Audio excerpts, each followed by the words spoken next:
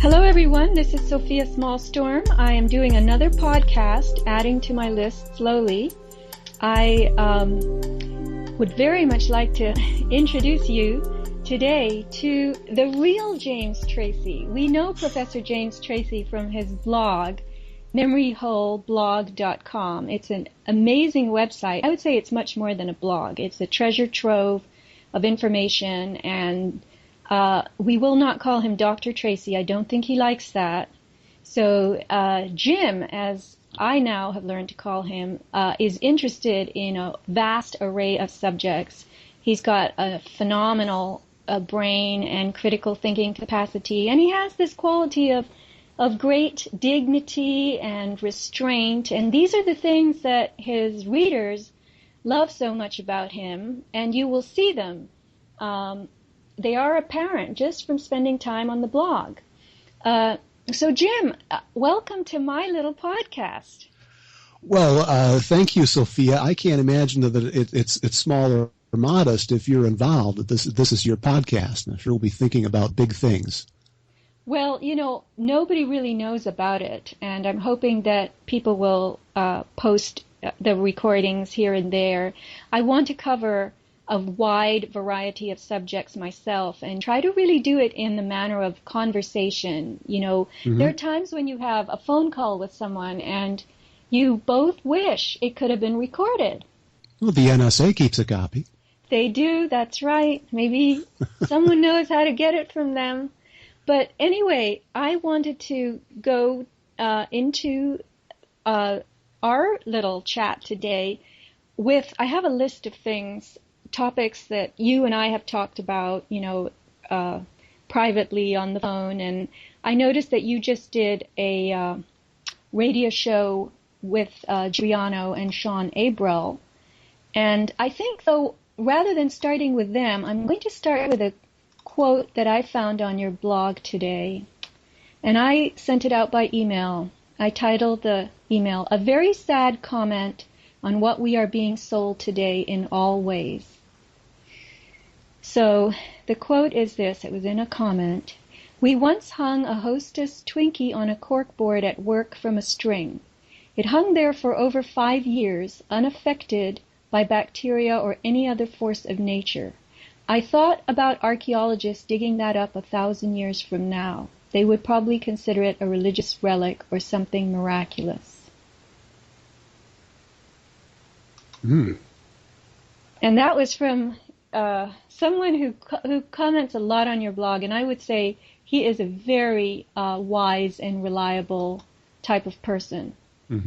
So, yeah, would you like to expound? I've heard of that experiment being done on Hostess pastry products, and so it doesn't surprise me. It suggests that the elements of our synthetic world that intermingle with everyday life have been with us for quite some time. At one time, they were possibly confined to things like Hostess Twinkies,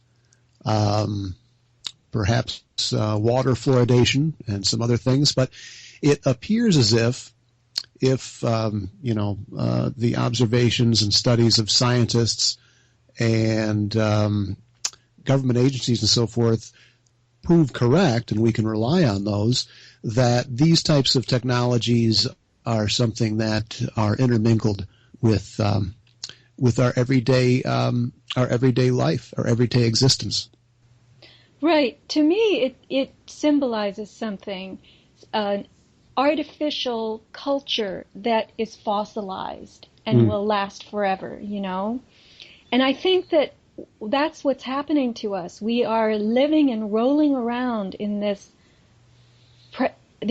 world that's preserved with, it's almost like artifice is the main ingredient of it. And that is, there are ways to make that set in stone. And it defies nature, it defies logic. So, of course, now we have this invisible world of radio frequencies that is helping to perform um, it by itself is triggering the natural world. I just came across a video. Dr. Dietrich Klinghardt showed how molds, when they are irradiated with wireless radiation, I mean, with all this radiation comes in different wavelengths, not wavelengths, Right. sorry, frequencies. Uh-huh. But wireless, whether it's wireless or it's even the electromagnetic field put out by a computer, which is different than wireless radiation itself that transmits signals and data. But anything around molds will provoke them to release a fury of biotoxins. They get the impression that they're being challenged and eradicated, and they just go into hyper proliferation. Did you know that? I wasn't aware of that, but I think that there are a lot of physiological effects that likely take place in our bodies, which of course are far more complex than molds as a result of being exposed to these these electromagnetic fields, this radio frequency, which is very, very unnatural. The problem is I was conversing yesterday with Joe Imbriano, the activist against wireless in schools from Fullerton, as well as Sean Abril, who's an attorney in that regard. We were talking about this subject matter, and overall, I found, in my independent research and so forth, even before I came in contact with these individuals, that the human health impact studies have not been done. So we don't actually know the effects of this type of technology in our environment, particularly when it's among young people, but even more broadly.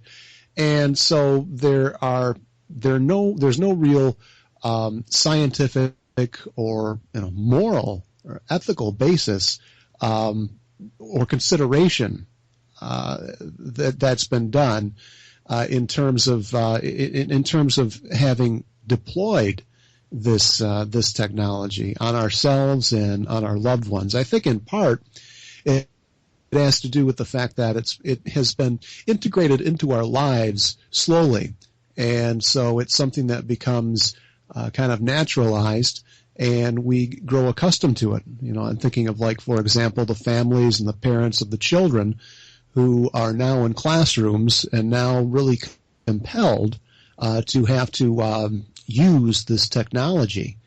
And, of course, there are a great many effects as a result of the technology.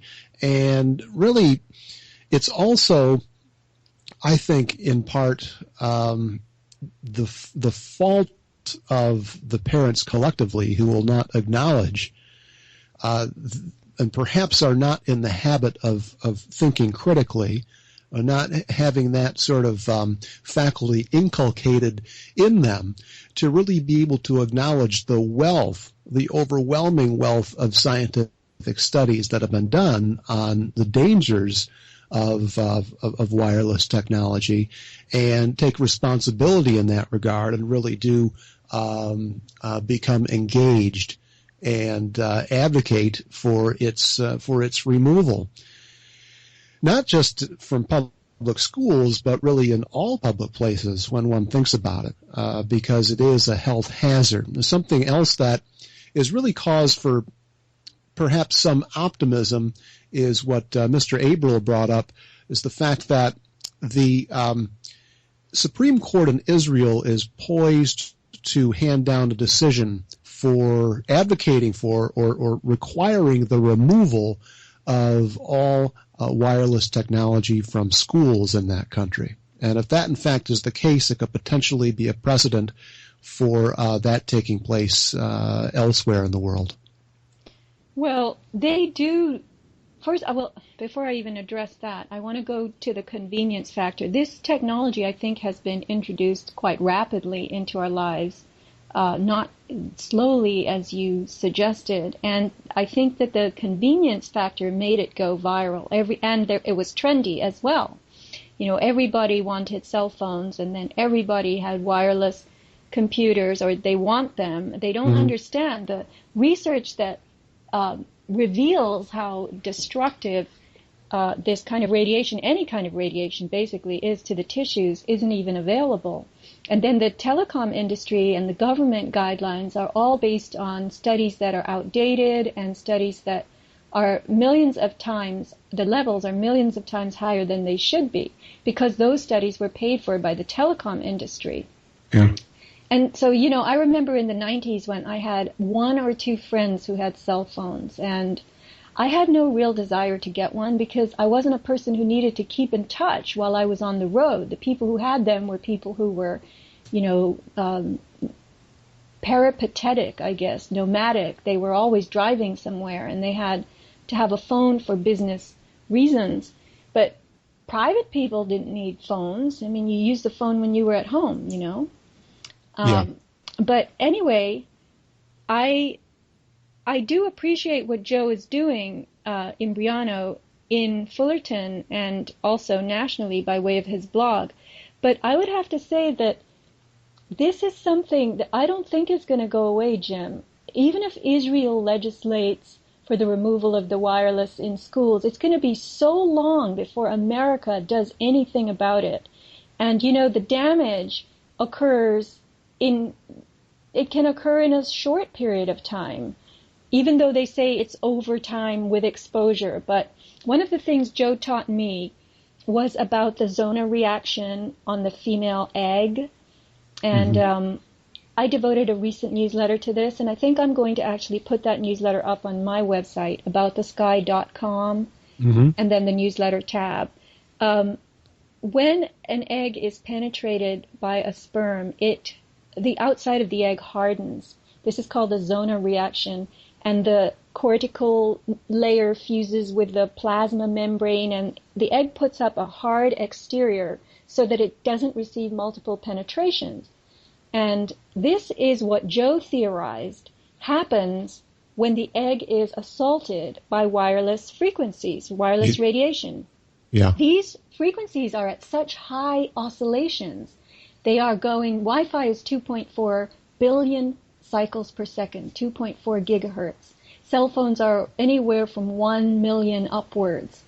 And then the DECT phones that we have at home, the cordless phones that you buy at Staples or Target or anywhere today, those are crazy. In the 5-6 gigahertz range, 5 or 6 billion cycles. And the body is attuned to 7 cycles per second. So you have to compare 7 to 5 billion. So the frequencies, the rapid oscillations of these waves are being received by biological tissues as an assault. And the fact is that frequency equates to mechanical force if you look into piezoelectricity. So the eggs, Joe told me, are hardening. And they're hardening in little girls' bodies. Women are born with 400,000 eggs in their ovaries. And then those eggs are released one at a time in the fertility cycle. And by the time you're 40, 50 years old, the reason that women don't they become infertile, they have menopause, is because the eggs are already too old now. They're high risk. So that's biology's way of closing the door when a risk is posed. So now look at the risks. These eggs are being hardened. They're never going to be penetrated except with the help of a needle in a lab. And when Joe painted that picture for me, it was very, it was like I was hit with a sack of cement. Yeah. So that's where he gets all worked up about wireless being a sterility program for the children. I mean, this is what he boils it down to. And he did explain this in the interview on my program this week, and he also brought up what you discussed in your recent newsletter, and that is the various occultic elements of the layout of the Apple Cupertino headquarters. Cupertino, California headquarters. And what do you think of all that? Well, in isolation, I probably wouldn't think very much of it. But if you lay these things out, one next to each other, and you see a pattern, then that pattern appears to be perhaps intentional. That there is, a couple of things being coincidental is one thing, but when you talk about and you consider the implications of this technology and the impact that it is going to likely be having on human reproductive health and capacities, vis-a-vis this very powerful imagery of the Cupertino headquarters itself of the Apple company, it's very disconcerting. Yeah, it's almost like they're celebrating. They're enjoying the reach that they're going to have and on the scale that they're going to have it, and it makes you rethink the whole Apple logo. It's the first bite. Humans were told not to do this, and they did it anyway. And this is the song of our age. Don't do that. Don't eat that. But people say, "Oh, come on, what's the difference? Yeah. We're all going to die." You had said a little earlier that the parents don't have the capacity to really think this through. They don't have the critical thinking faculties. But they don't know the information to start with. They don't have access to the research.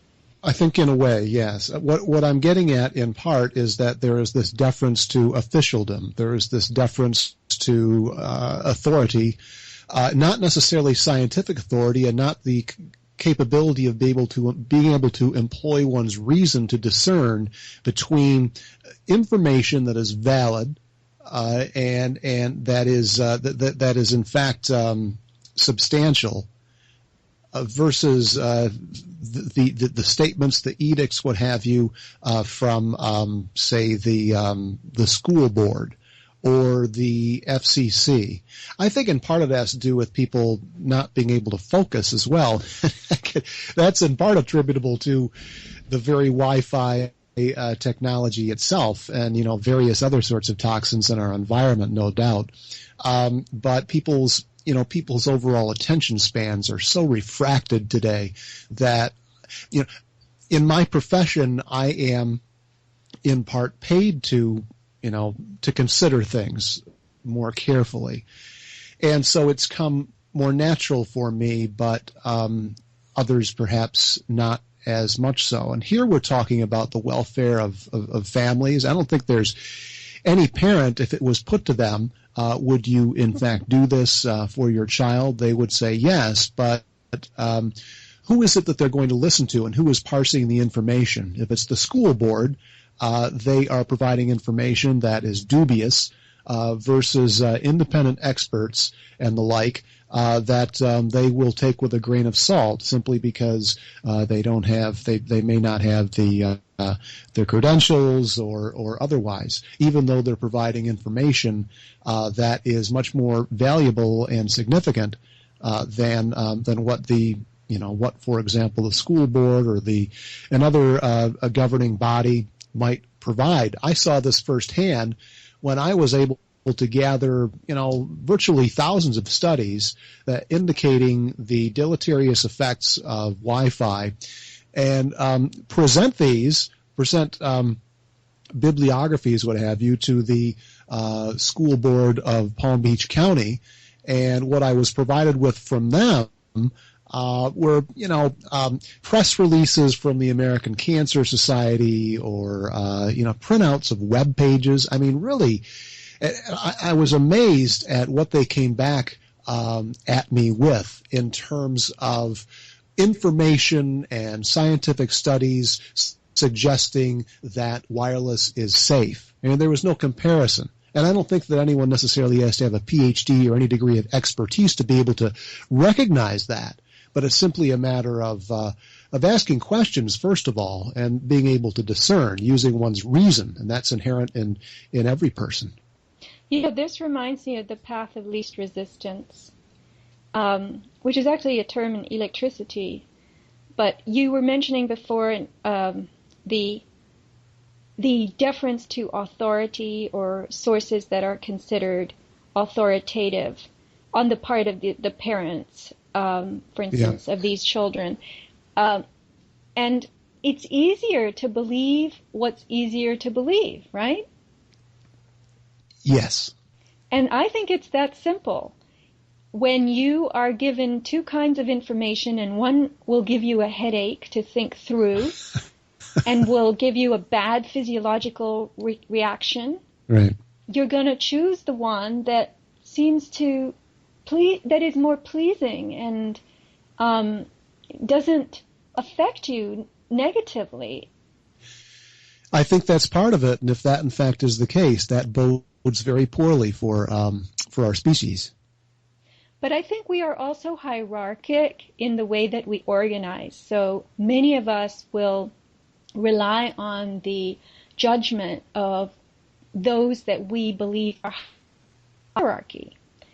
And we'll also, but I think all these parents we were talking about the occult or... You want to repeat what you just said a moment ago, because you broke up there for a moment. About hierarchy? We're hierarchic creatures, right. Yeah. And that we tend to rely on those who are higher in the hierarchy. We allow them to judge and set our guidelines. I mean, we are mammalian in many respects, and we do organize in packs that have alpha and beta, and I think omega comes next, and these other kind of distinctions. We exist in layered communities. So I think that what happens is people don't understand that those who are at the top, in the alpha positions among us, actually don't have our best interests at heart. And it's easy for people to believe today that they're all about money, and it's all about profit, and the corporations, they don't care about people. Right. But they don't understand that this isn't an accident that is going to be easy to go away. And I wanted to ask you about the atmosphere around the university. You are there, you said, you're paid in part to think critically, but you're also there to teach others to do the same. And so what is the atmosphere there? First of all, it's got to be, rattling with wireless frequencies, right? Yeah, it's something that was installed, as far as wireless goes, I think a few years after I got here.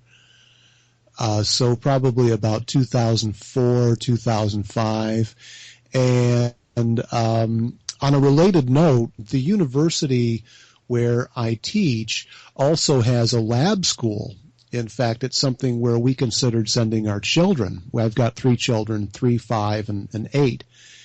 And that's all wired as well. So it's part of the school district. So what is a lab school? A laboratory school is frequently something that is run vis-a-vis a college of education. So lab school. The notion of the lab school, first one I believe was founded by John Dewey back at the University of Chicago shortly after the Rockefellers founded that institution. So it has a somewhat questionable lineage, and it's essentially something that I've actually heard professors say, it's great to have one on campus, because if we want to do surveys or other types of research, we have sort of a group of guinea pigs, and that's true if they do want to avail themselves of that. I think that they have to go through, they have to actually have clearance to be able to do that, but that resource, that human resource, is there if they're doing a particular type of research. But the research is done all the time in terms of instructional methods. I don't know if you want to call them necessarily educational, for the the College of Education faculty to take advantage of. So, they're involved with researching new teaching method, curriculum, those things can be implemented, tested in that laboratory school. And you were willing to send your kids there? Well, this was several years ago. We did apply there, and just to see whether or not we would actually, because there's it's a selective admission process, and there are a number of things that go into admittance, including economic strata of the family. So the past couple of times, at least the first time that we applied, the school lost our application, and there's no way of actually following up because there's no paper trail. The whole application is done online. And I'm not sure if that was done. I have no way of knowing whether that was done because I'm somewhat notorious around here. And I was even then before the whole, the Sandy Hook controversy, because I was head of the faculty union. So I'm not, who knows, but more recently they appear to have lost the most recent application that we submitted. And we wanted to see, we were just curious as to whether or not our middling daughter would be admitted. But no, I don't, we have opted to homeschool. And we did that midway through our oldest daughter's second year in grade school when she was in first grade for a number of reasons, curricular and otherwise, but also the fact that, as is the case with most grade schools, they all have Wi-Fi. They're all wired. They weren't using those devices in the classroom at the time, but that's something that was waiting in the wings, and we knew that we were actually told by our daughter's kindergarten teacher during a parent-teacher conference that actually this was a really good teacher. She had come from a private Montessori, and a lot of the teachers kind of rolled their eyes about these things as well, but she was talking about Common Core then, how it is a public school that attempts to use Montessori method, but they're really prevented from doing a lot of that because of all of the sort of the protocols and hoops they have to jump through as far as paperwork goes. And that's even becoming more so the case because of Common Core and the federalization of the curricula right across the board, across the United States. And, that's something else we could talk about as well. It's something that Joe Imbriano discussed with me yesterday, is the fact that these things are convergent and act symbiotically. It's not just the technology, but there's also this curriculum, this Common Core, which has so many problems, but it's going to be conveyed, it's going to be done with this technology. So all of the interactivity, all of the activity of the young people will ultimately be going back to the federal government, right? In terms of not only testing, which is already the case ad nauseum, but also with the just everyday processes with lessons and things like that. A couple of years, Bill Gates is behind a lot of this. A couple of years ago, they were talking about having these galvanic skin bracelets on children, and they were already experimenting with children in low-income urban areas with these bracelets to determine the reactions of the students to the instruction. So it's a way, in part, of monitoring the student, but rather the instructional capacities or the equivalent of the teachers. But anyway, we've gotten a little bit distanced from your question, which was about the university environment. Right. And you did bring up Common Core, and while we touched on that, I want to draw people's attention to a really interesting YouTube. If you just go to the search bar and you type in Brilliant Anti-Common Core Speech by Dr. Duke Pesta. Yeah. It is truly amazing. And yeah. There were a few really shocking things. There were a lot, but some the couple that topped everything. One was, and I'm going to read, I did my newsletter about this, Common Core protocol dictates that if the majority of a group agrees that 6 times 7 is a number other than 42, then theirs is the right answer. While if the minority finds that 6 times 7 is 42, they will be held in the wrong. Mm-hmm. Now that is brain-boggling. You have to think like the collective. Exactly. You cannot come up with an answer that is correct if other people and the people who outnumber you come up with an answer that is not correct. Then theirs will be right and yours will be wrong. That's right. Yeah. That's really frightening. And I was talking to a fellow parent that I knew from our preschool.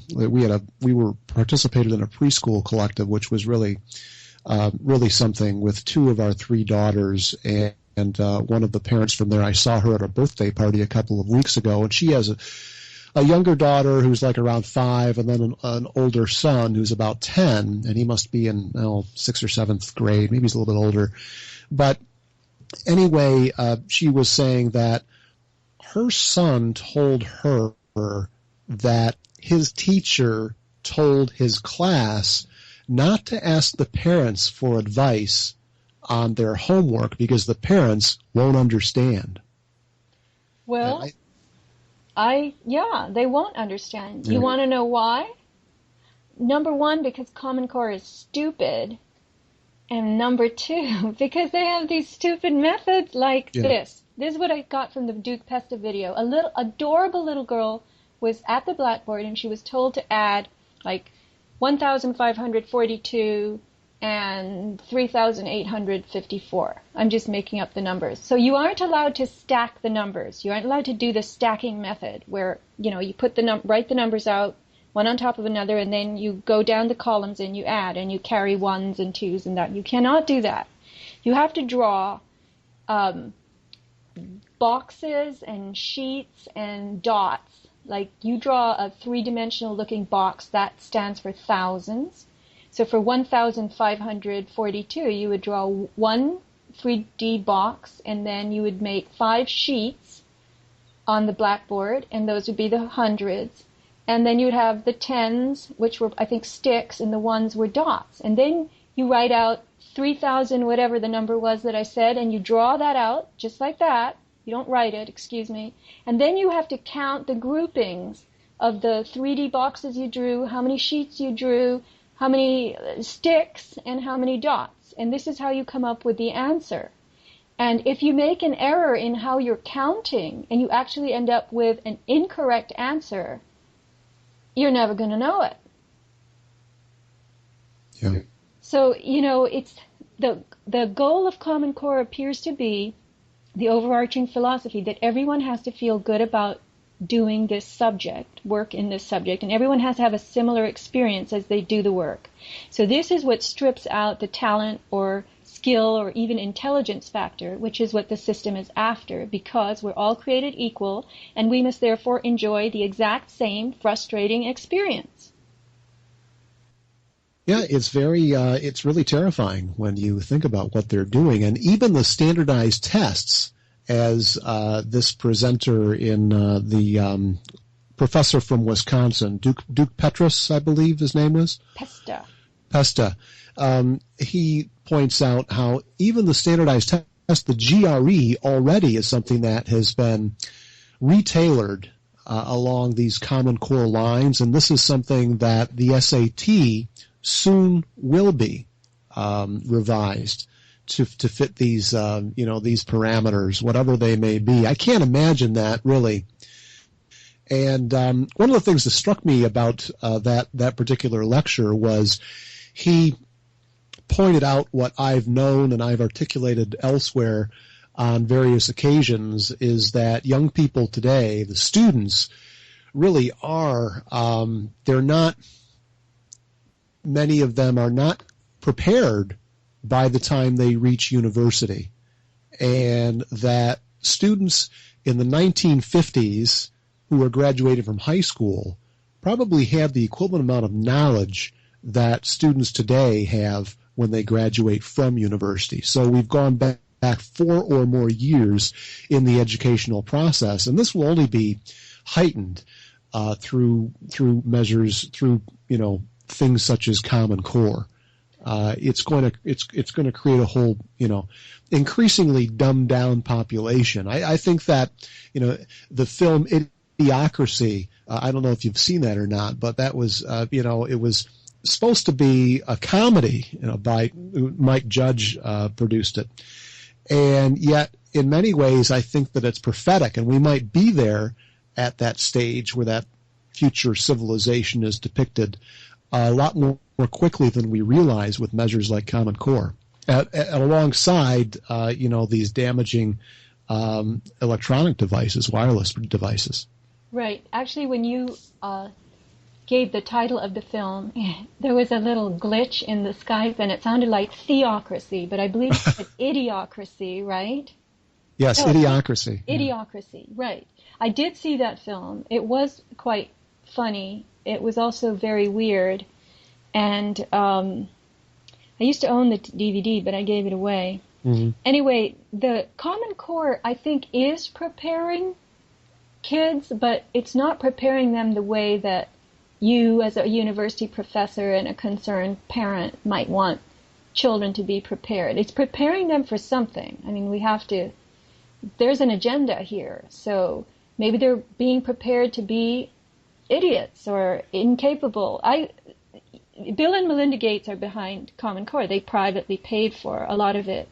And one of the things that people say about it is it eliminates skill. So here's the 3-word rhyme. Bill kill skill. It is a way to kill skill, literally. And we got Bill doing it. Mm-hmm. It's kind of like the LBJ. How many people did you kill today? But yeah. I think that it's something that is perhaps training people to get prepared for the work camps, right?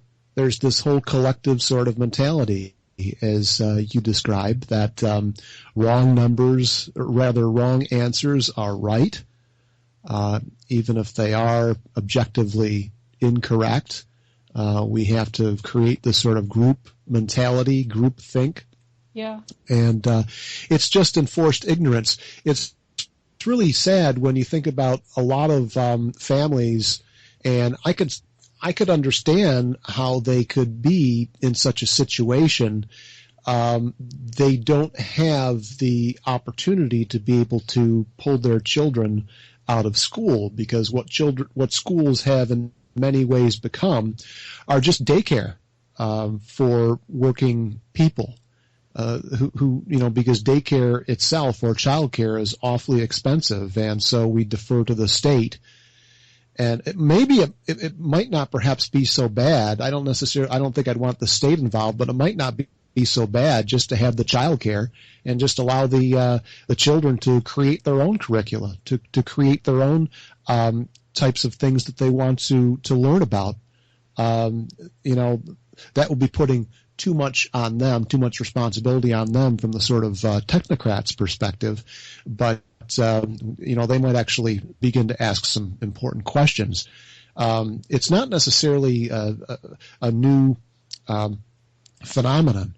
It was, done, for example, in the university system in Europe, where you had students involved than actually hiring lecturers, people that had expertise in a particular area, and they'd lecture with a tin cup in front of their lectern, So that sort of concept is so out of anyone's imagination today, because we've given the state so much power to determine how our children are going to be intellectually trained. I mean, imagine that.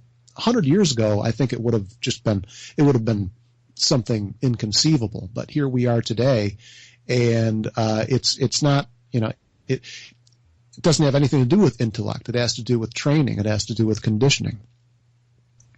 Right. So, I mean, that you bring up that children are capable, I mean, theoretically, of setting their own course of study and even of hiring the teachers. I guess that's kind of shocking. But I remember when I was visiting my family once, one of my nephews, who I think was about 12, he came up to me one afternoon and he asked me to give him a spelling test.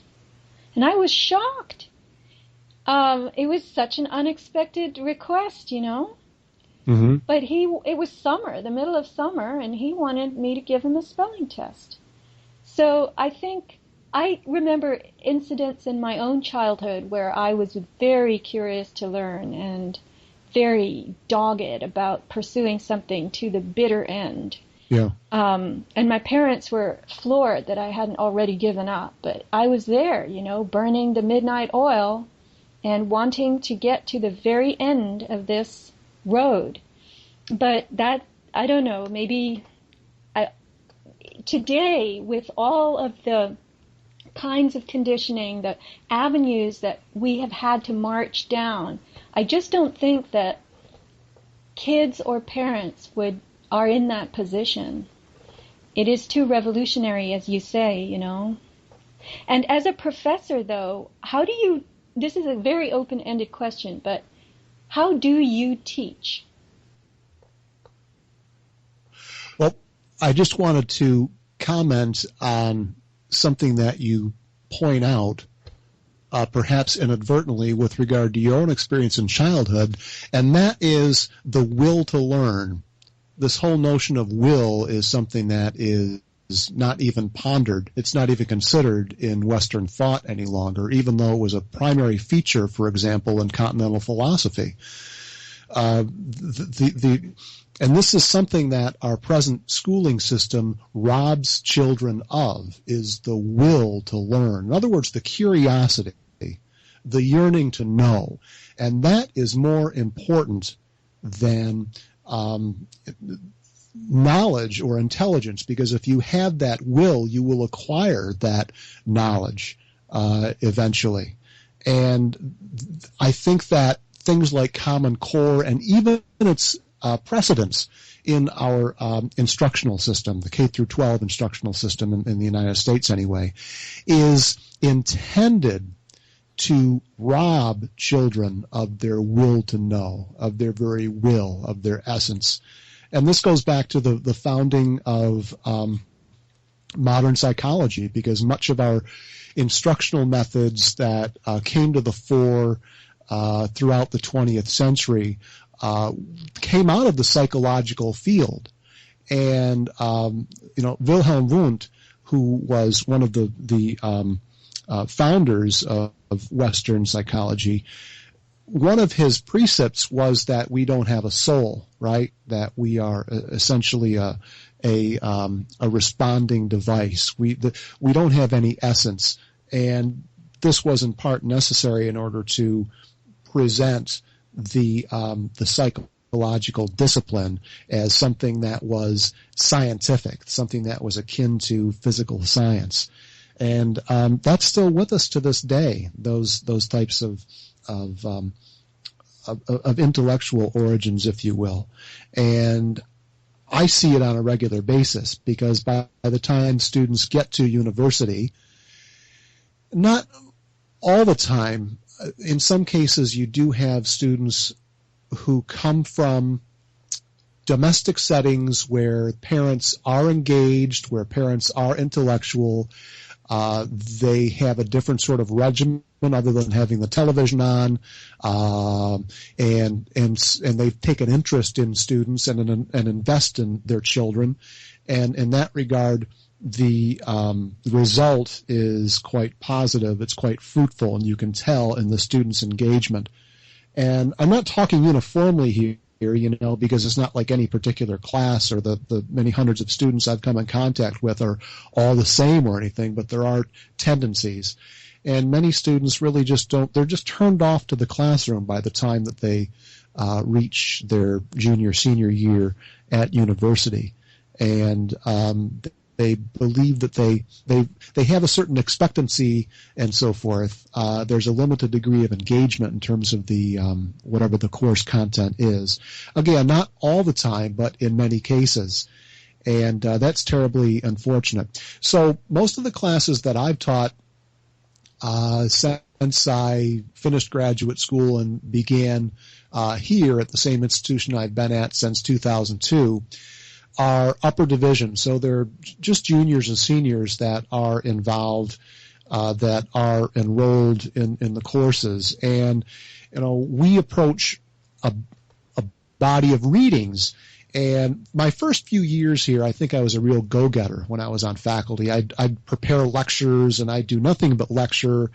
And I realized that this was going nowhere. So I began, I guess I sort of forged my own method to a certain degree, and I've attempted to create a classroom environment that is in some ways akin to a seminar, to a graduate seminar, so that you ask for students to do papers on each of the readings, or a majority of the readings assigned throughout a term, and to come in prepared with those papers. They just have to be a page and a half, 2 pages or so, double spaced, and they submit those for grading. But they also use those as a way to inform the discussion in smaller groups and then in the larger class. And so this requires them to actually sit down and grapple with the ideas in the readings. And it doesn't have to be, there's no way they can grapple with every idea in a given chapter, in one paper. That's impossible. But a particular element of it is what I asked them to do.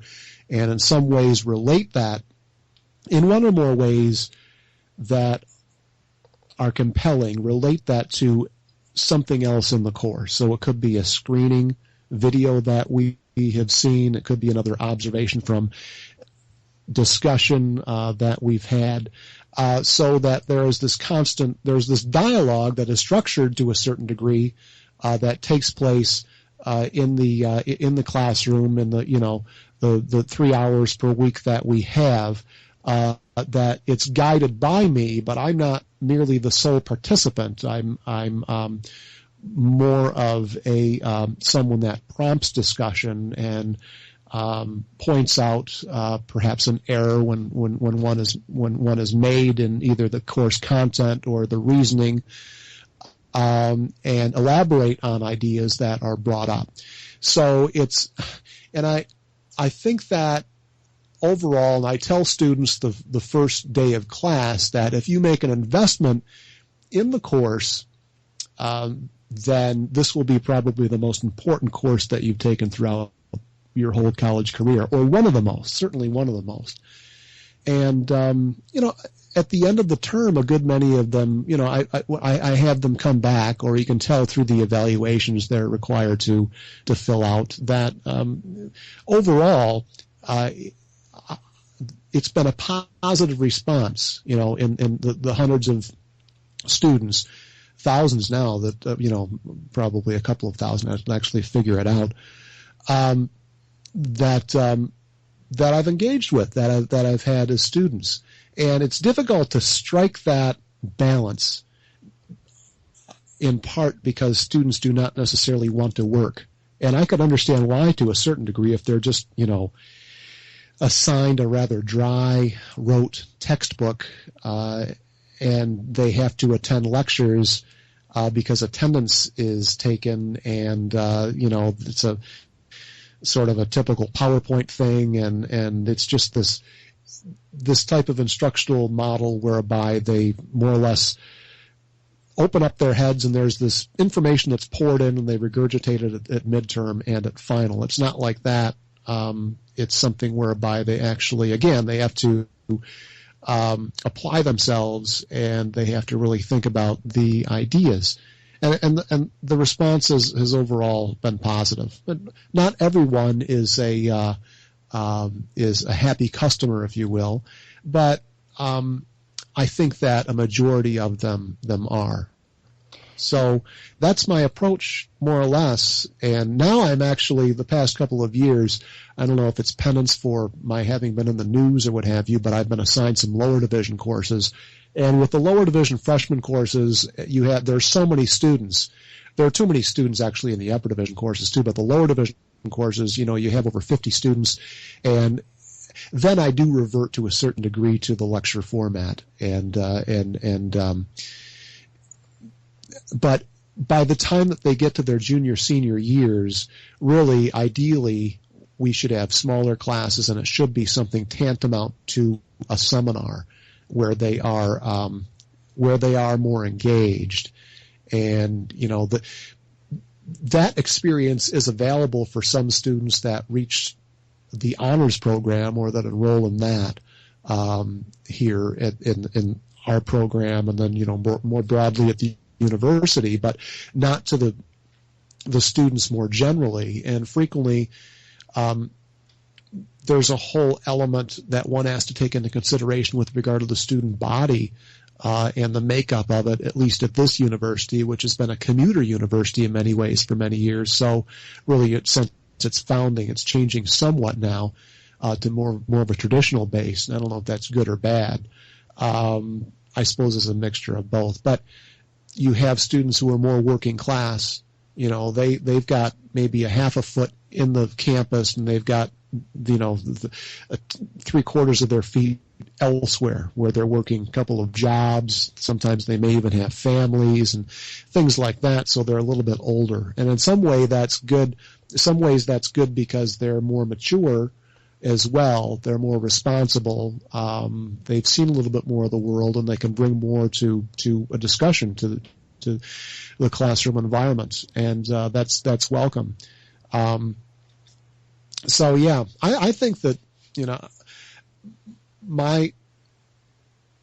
I believe that students probably go to school too early, and there's not a one-size-fits-all thing here, but frequently the students that come right from high school and into university are not necessarily sure of what they want.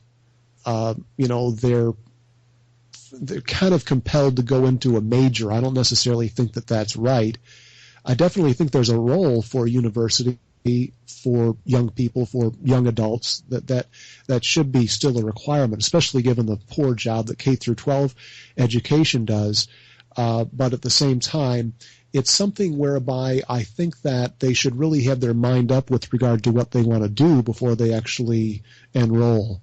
So if they want to become a journalist, which is the area that I'm involved in, then they should really have their minds made up in terms of really pursuing that field, and that way they'll get the most out of their studies. But if they're just, someone who's in their late teens, early 20s, they're really not sure what they want to do with their lives. And I was, I think, in that position as well at that age. Then they're non-committal, or there's just a limited degree of commitment. They're going through the motions, maybe because their parents say, well, you've got to go to school, and that's the way it is. And they haven't really found themselves. So they're sort of out in left field. It's not as if they're necessarily, they still have the intellectual capacity, but it hasn't come to fruition. Part of it has to do with the educational experience they've had up until that time, but it's also their station in life. And I see those students, and I see myself in a certain way when I was that age. And if I did not actually drop out of my undergrad at a particular time in my life, and then come back when I was more prepared in my late 20s to get my undergraduate degree and then continue, I would not have gone to grad school. I would not have become a professor or anything, because I kind of, after having gone out and worked in the 9-to-5 world and paid my own bills and everything, I realized when I went back and I said, this is what I want to do. At the time, it was a matter of... You actually left university, college, and you went back. Yeah, there were a couple of things I wanted to comment on as you were talking, and they've all just become a blur, so... Well, it's all right. But Did you ever work in journalism? As far as like a 9 to 5 job, no. Reporting or writing? Yeah, I did. I did reporting and I did writing and things like that. I worked as a stringer, for example. That was when I was in graduate school, though, not prior to that, not until I actually, well, no, I take that back. I was involved in, some student media and things like that as an undergraduate. So, but not as actually as a job per se, in part because I was very skeptical of being involved in an industry like that.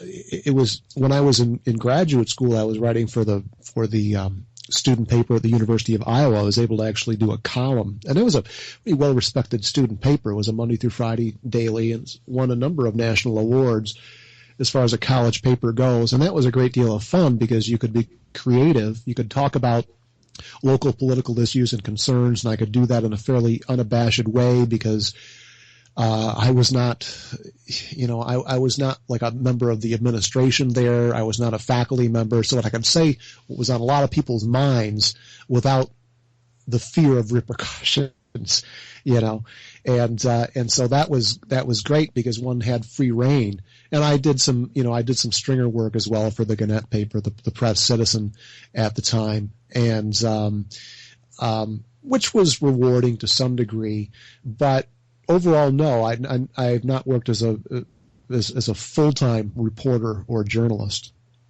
Yeah, I was actually just contacted by a reporter from a small local newspaper, and I mentioned the wireless radiation issue to him, and he was pretty blown away by what I had to say. And I told him, I said, if you would like, I'll take you for a ride with my EMF meter and watch it go off like a box of rocks. Every couple of blocks there will be a cell mast or something.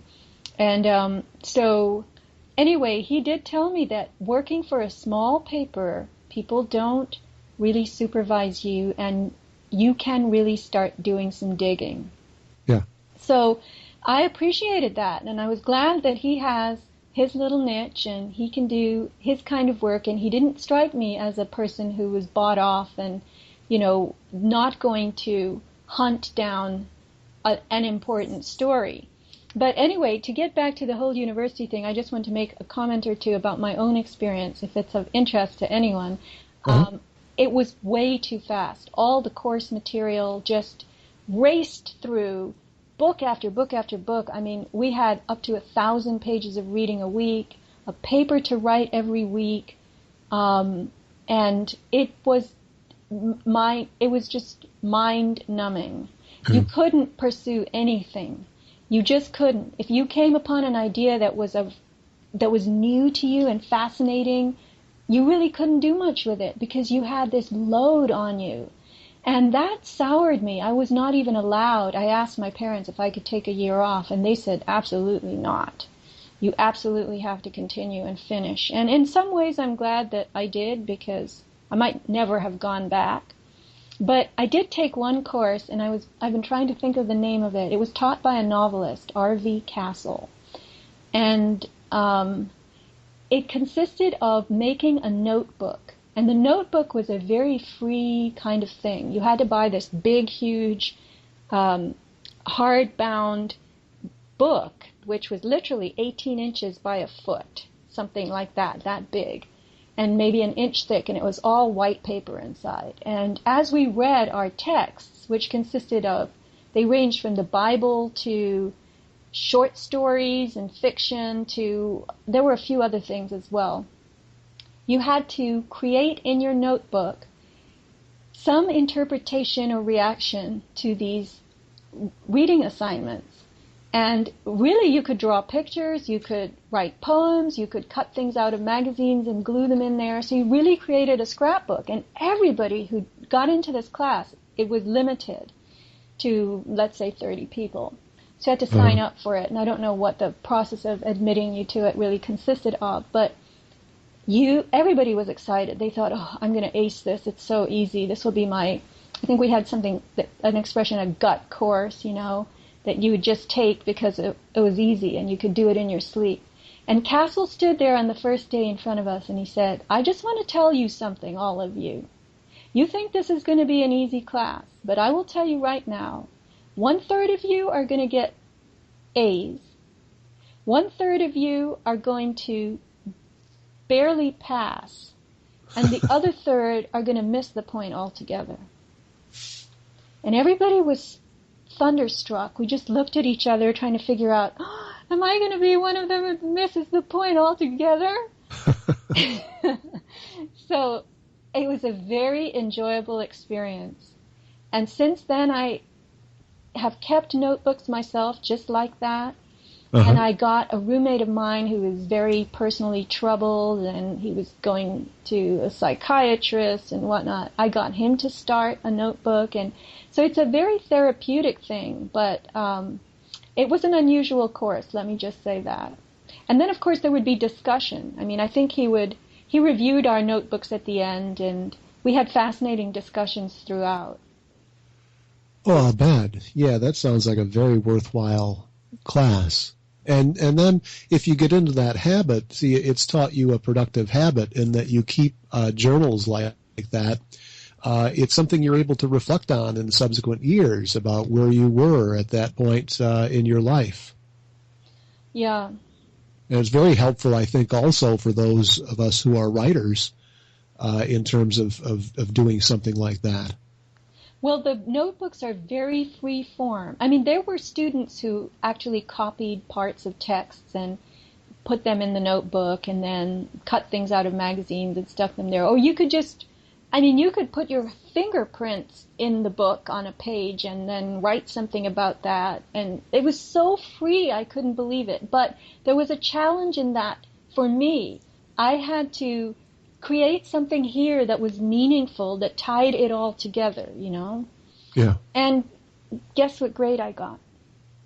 You got an A. Yes. Actually, I took all my courses pass-fail in college because I was sick of being judged and evaluated by grades. But nonetheless, within the courses, if you did papers and had tests and things, you were given a letter grade. So anyway, I had a great time in that course. I just wish that it could be replicated, and maybe you'll do so.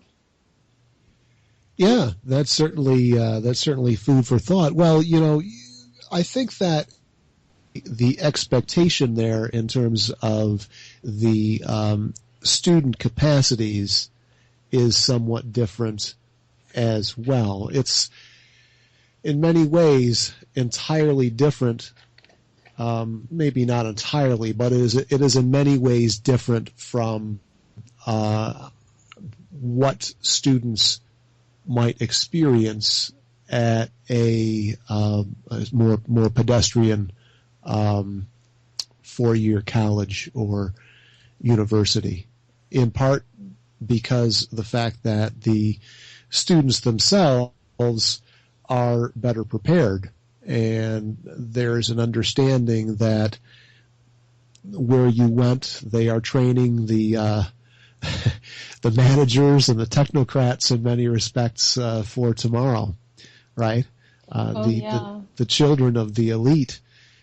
And I've had conversations with my two of my cousins went to one of those fancy schools in the Northeast. And this was in the late 60s, early 70s, so there's a great deal of tumult at that time. And they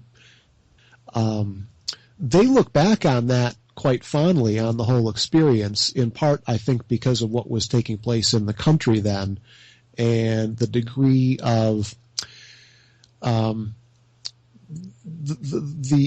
topics, the issues, the fact that U.S. foreign policy was being called into question. All of these types of things fostered an environment whereby discussions were very lively and engaging. And today, that's changed an awful lot at those very institutions.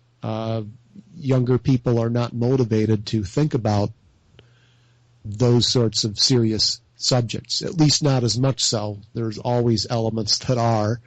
But I don't think that they think politically, perhaps as much so as they did, perhaps at that time, at that point.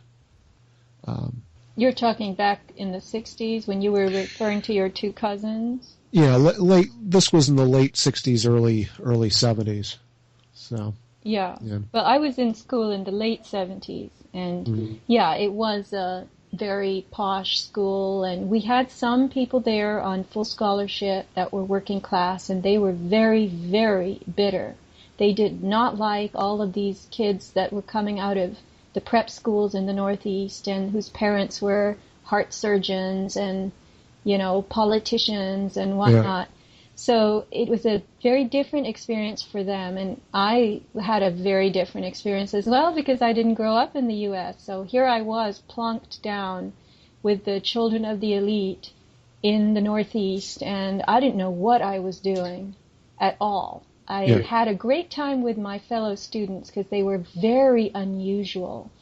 And, I did go to one of the fancy schools that recruits the most unusual students it can find. And it was amazing to be with these kids.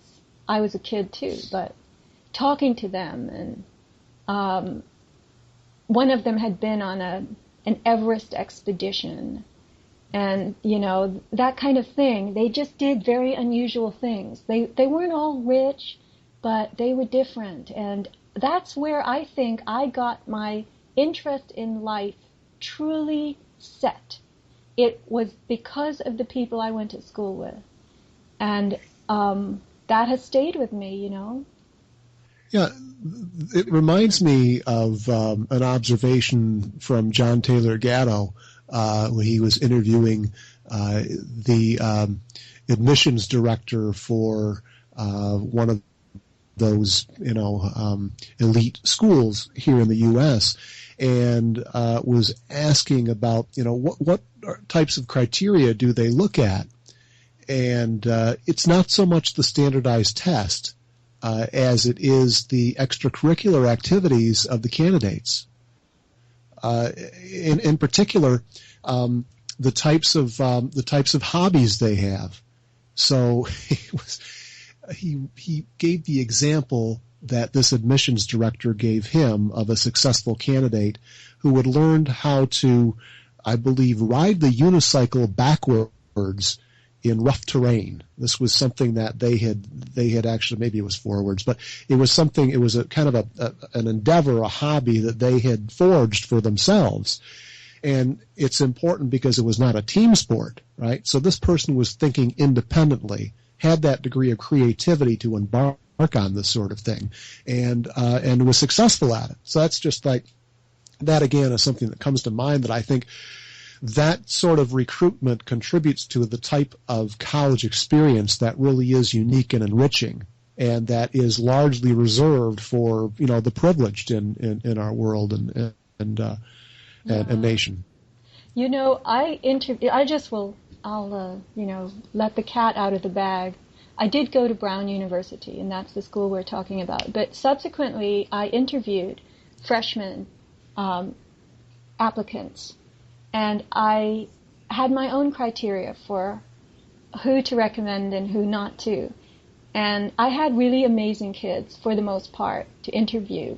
And there was this one kid, he came here from Vietnam when he was, I think, 8.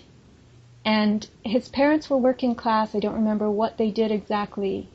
And he sat in front of the TV and he watched the Olympics, and he watched the ice skating, the figure skating. And he said to his parents, he had never even seen this before, he said, "I want to learn how to do this."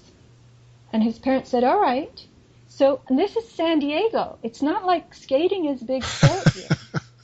So his parents got him some skates, and he, at the time I interviewed him, which was his senior year in high school, and he had seen this Olympics program when he was 9. At that time, he was waking up at 4:30 in the morning to drive 20 miles to practice ice skating, and he was something like 9th in the nation.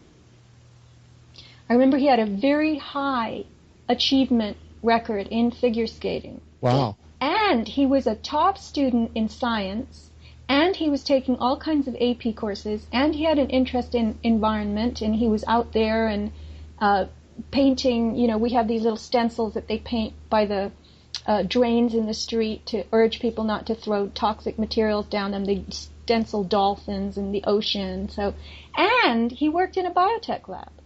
So he did all these things. And that's really something. It is. Especially that just seeing the ice skating and saying, I want to learn how to do this, and then getting up to a very high level of achievement nationally, you know. And it just blew me away. That is a very fascinating story. So maybe I missed this. When did he really develop the fascination with skating, with figure skating? When he was new from Vietnam, he was a child, and he was watching the Winter Olympics at age 9. Yeah. You know, and that suggests also the parental engagement and the fostering, the cultivation of that yearning, that will to learn that we brought up earlier, to know, to acquire a talent and perfect it, rather than saying, oh no, you don't want to do that. You want to grow up to be a doctor or a lawyer or something, which is actually something that I heard, you know, infrequently when I was growing up. No, you want to do something that is, you know, that is gainful, rather than something that you actually want to do because you want to do it, because you have something, you know, that is in your being to pursue. And that's, you know, that's a real success story of that young man. Well, I'm sure he didn't end up being a professional skater. I'm sure he's in biotech. I'm sure he's a high-level scientist, because, you know, the whole path was to achieve, but he achieved in so many ways that it was, you know, very, very admirable. And I'm actually getting chills now, which is a sign of divinity hailing us in some way, supposedly. Yeah, and go ahead. Yeah, so you have, you know, this community on this website of yours, this blog, and I want to get into that a little bit because it is, again, a very a place that people are very fond of spending time. And I have actually, Jim, spent hours reading the comments on your blog, just hours, and thinking about them. And occasionally I respond to something, but I kind of try to not do that because people do know my name. You know, I'm part of that whole Sandy Hook discussion. Yeah. But it is amazing that you have created this, and I know there are so many people who thank you every day on the blog, but I want to thank you. It's a very, very special thing. Well, you're welcome. I think that we also we can also thank some of the mainstream media outlets that gave the blog a good deal of attention back in early 2013. I think that is, you know, it's something whereby some good came out of a very unusual and at the time somewhat challenging experience. What I'm getting at is that a lot of people were directed to the conversation, the discussion, if not as observers, which is what you suggest that you are more so than a participant, but all, you know, participants, because there's a real community there talking about these things. And it's kind of what one scholar discussing conspiracies refers to as a collective intelligence agency or community, right? In that we bring, you know, the ex-CIA analyst Ray McGovern remarks that 80% of all the important information on, you know, the events and topics and things that we need to know about are there in the public realm. They don't require a FOIA request in order to get. They're right there.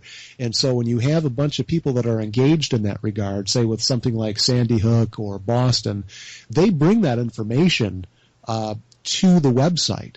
And it's much more so than what I do in terms of the posts. I attempt to do a good job with the posts as well, but it's more so what they bring, which is really impressive. So thank you, and I'm happy to have a community like that there. In fact, next week on my program, I'm happy to have Michelle Chazudowski on, who's the director of global research, and I think he's also someone to sort of thank, because I began my blog back in March of 2012, and I sent my first post, which was on media and public opinion and so forth, and a discussion of Walter Lippmann and his relationship to the then League of Nations at the conclusion of World War I.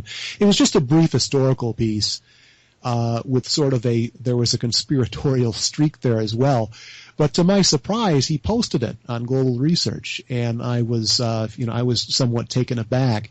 And he, in many ways, has kind of been a colleague who I've worked with, even though we've not really formally met. I am going up to Canada this summer, and so I will hope to see him there. It's for an academic conference. But I have Global Research has been very helpful in terms of also of putting the blog and the name out there for people to come to, and for people to know about, first of all, and then to potentially come to contribute or read the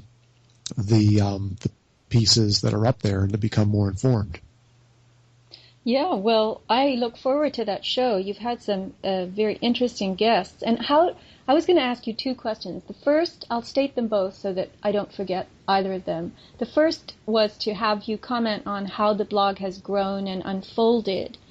And the second, not so much how did it happen, but how do you feel about it, and anything that you particularly would like to say about it.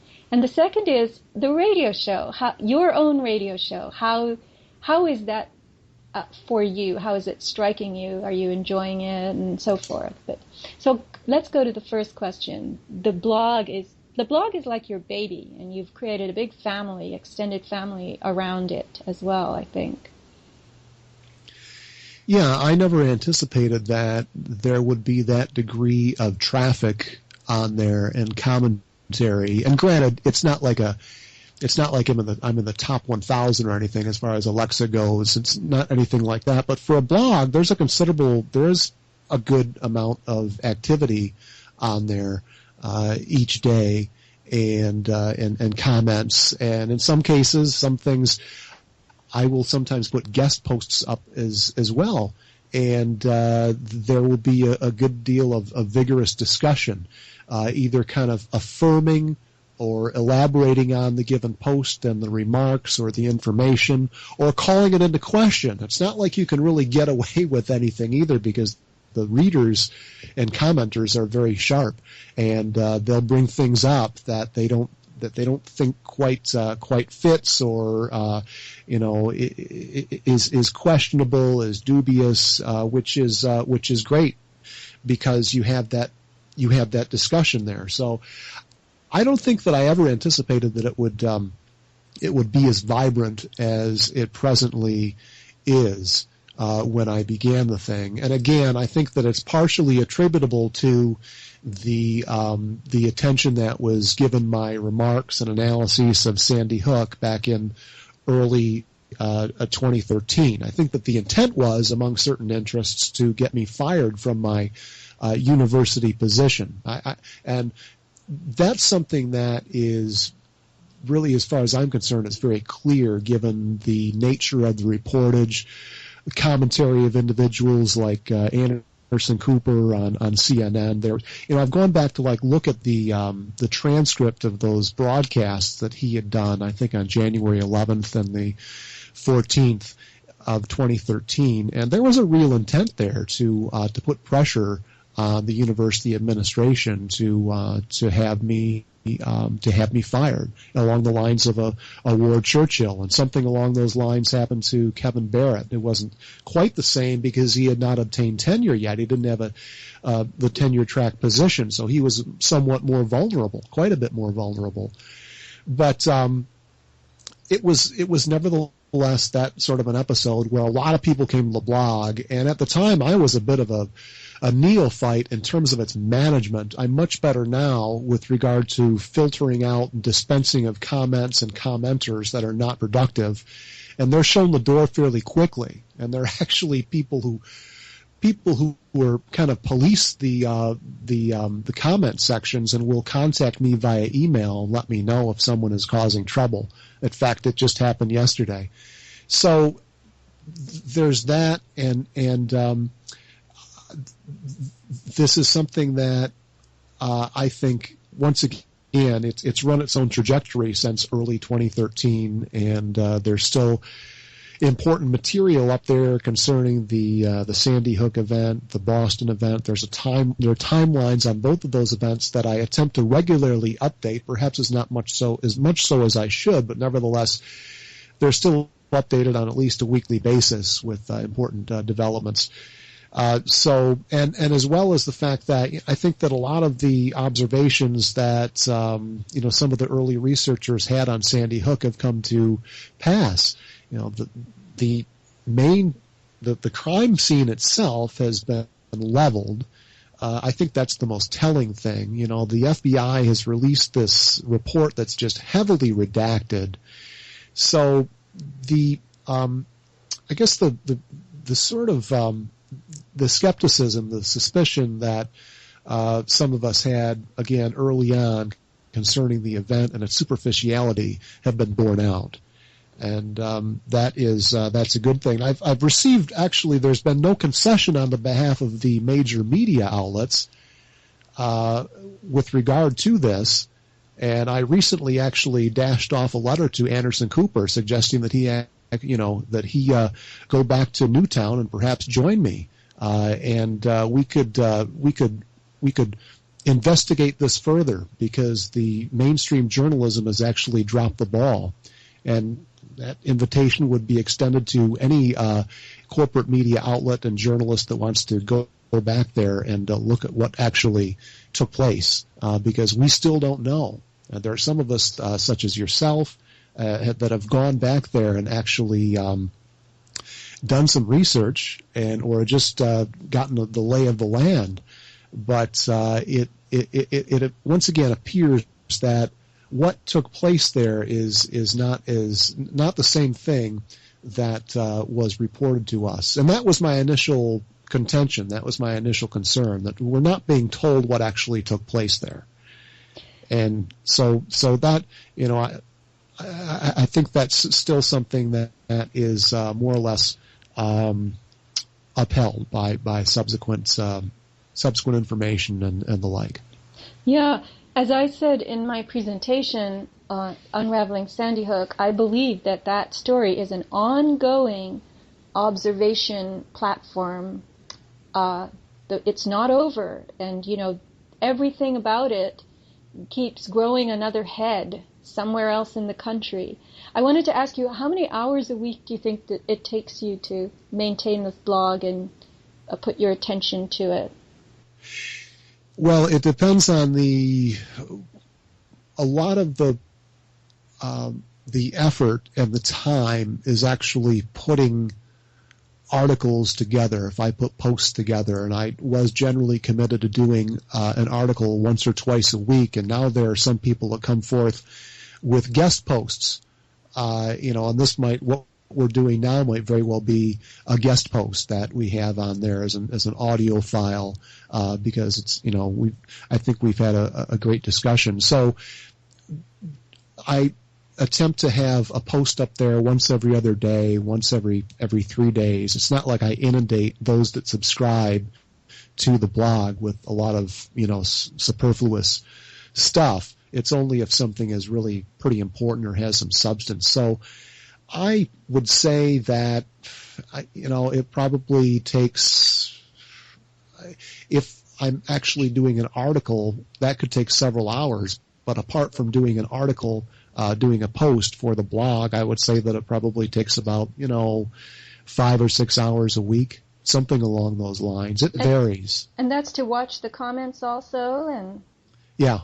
That's great. Then that's not a huge investment of time, but look at how how fruitful it is, and it looks like it takes tons of your time. It's like a part-time job or something. But anyway, it's a labor of love and dedication and courage. And I wanted to, mention that you are this very dedicated person, and it's clear from your blog and just even the way you talk that it's in your being to do all of this, and you're going to do it. The way you held out through the treatment you received at the hands of FAU and the pressure and the criticism, it was really remarkable, and you were an example, and I hope no such thing ever happens to you again, but that, that kind of strength can be borrowed by others, and you've modeled something for them also, which is important. Because we can't be afraid. It's so easy to be afraid, and that's, again, in electricity, that's the path of least resistance. Okay, there's a block here, barricade, well, just turn around, go the other way. Oh, yes, exactly. Yeah, it's much easier to take the path of least resistance, and part of that is also, things that are that make people fearful, and rightly so. For example, economic security and things like that. Those can be challenged. Those can be attacked if someone wishes to take a stand. And I think that's one of the things. It's a complex topic, and it's multifaceted. There's much more to it than just this. But I think that it's one thing that keeps academics and journalists in check, is their adherence to and concern with reputation, which is cultural capital, be converted to capital, and their how they are understood, recognized, and perceived by their colleagues. So a lot of this is sort of peer surveillance, I feel it anyway, because I came out of my whole, I think, training in graduate school and subsequent to that was largely in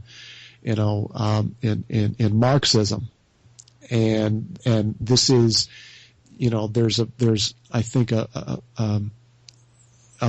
powerful sort of institutional elements of the academy, particularly in the social sciences and the humanities, that adhere to Marxist method theory in terms of looking at the media. We were talking earlier, it might have been before we actually started the tape, talking about how there's kind of a knee-jerk impulse to just say, well, it's the darn corporations, they just want the money and they're doing it all for profit, and that's why the world is the way it is. Well, that's partly true.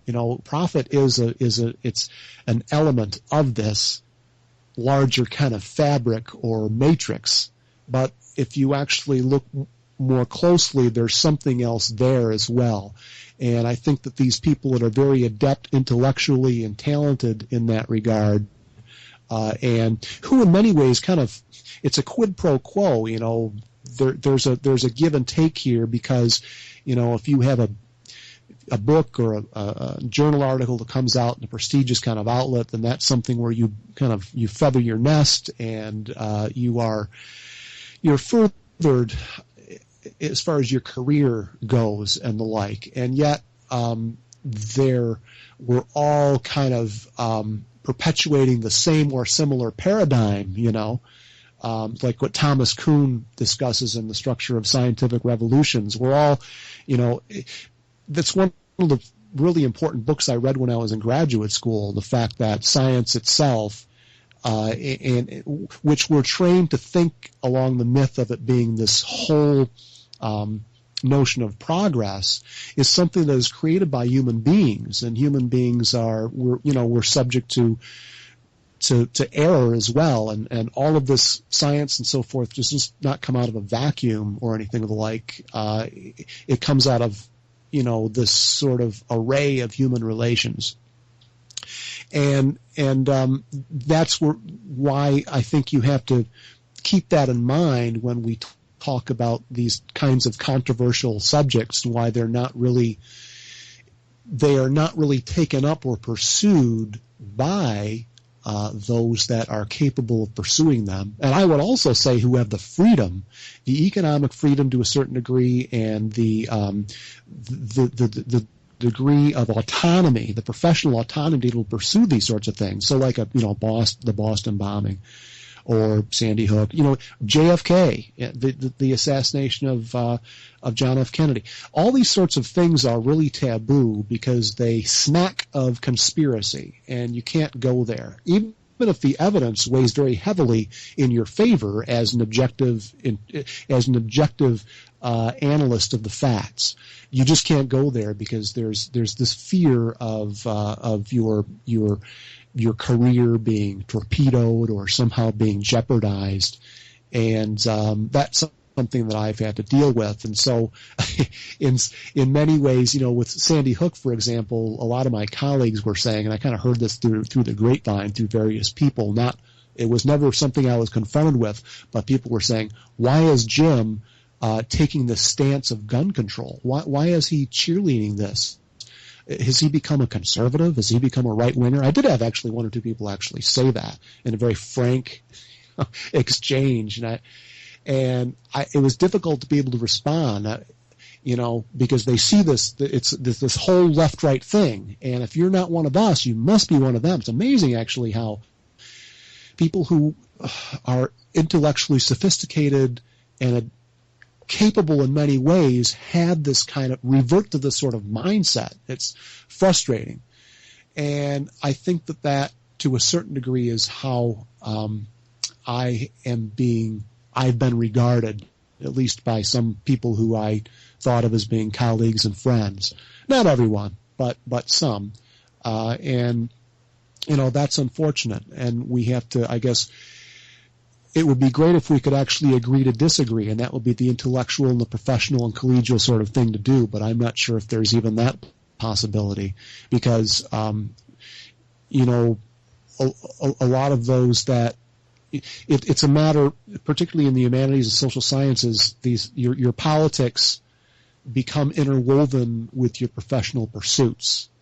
And, I think that's the case even for those that might not necessarily be Marxists or feminists, but the technocrat definitely has the technocratically minded person definitely has a certain politics.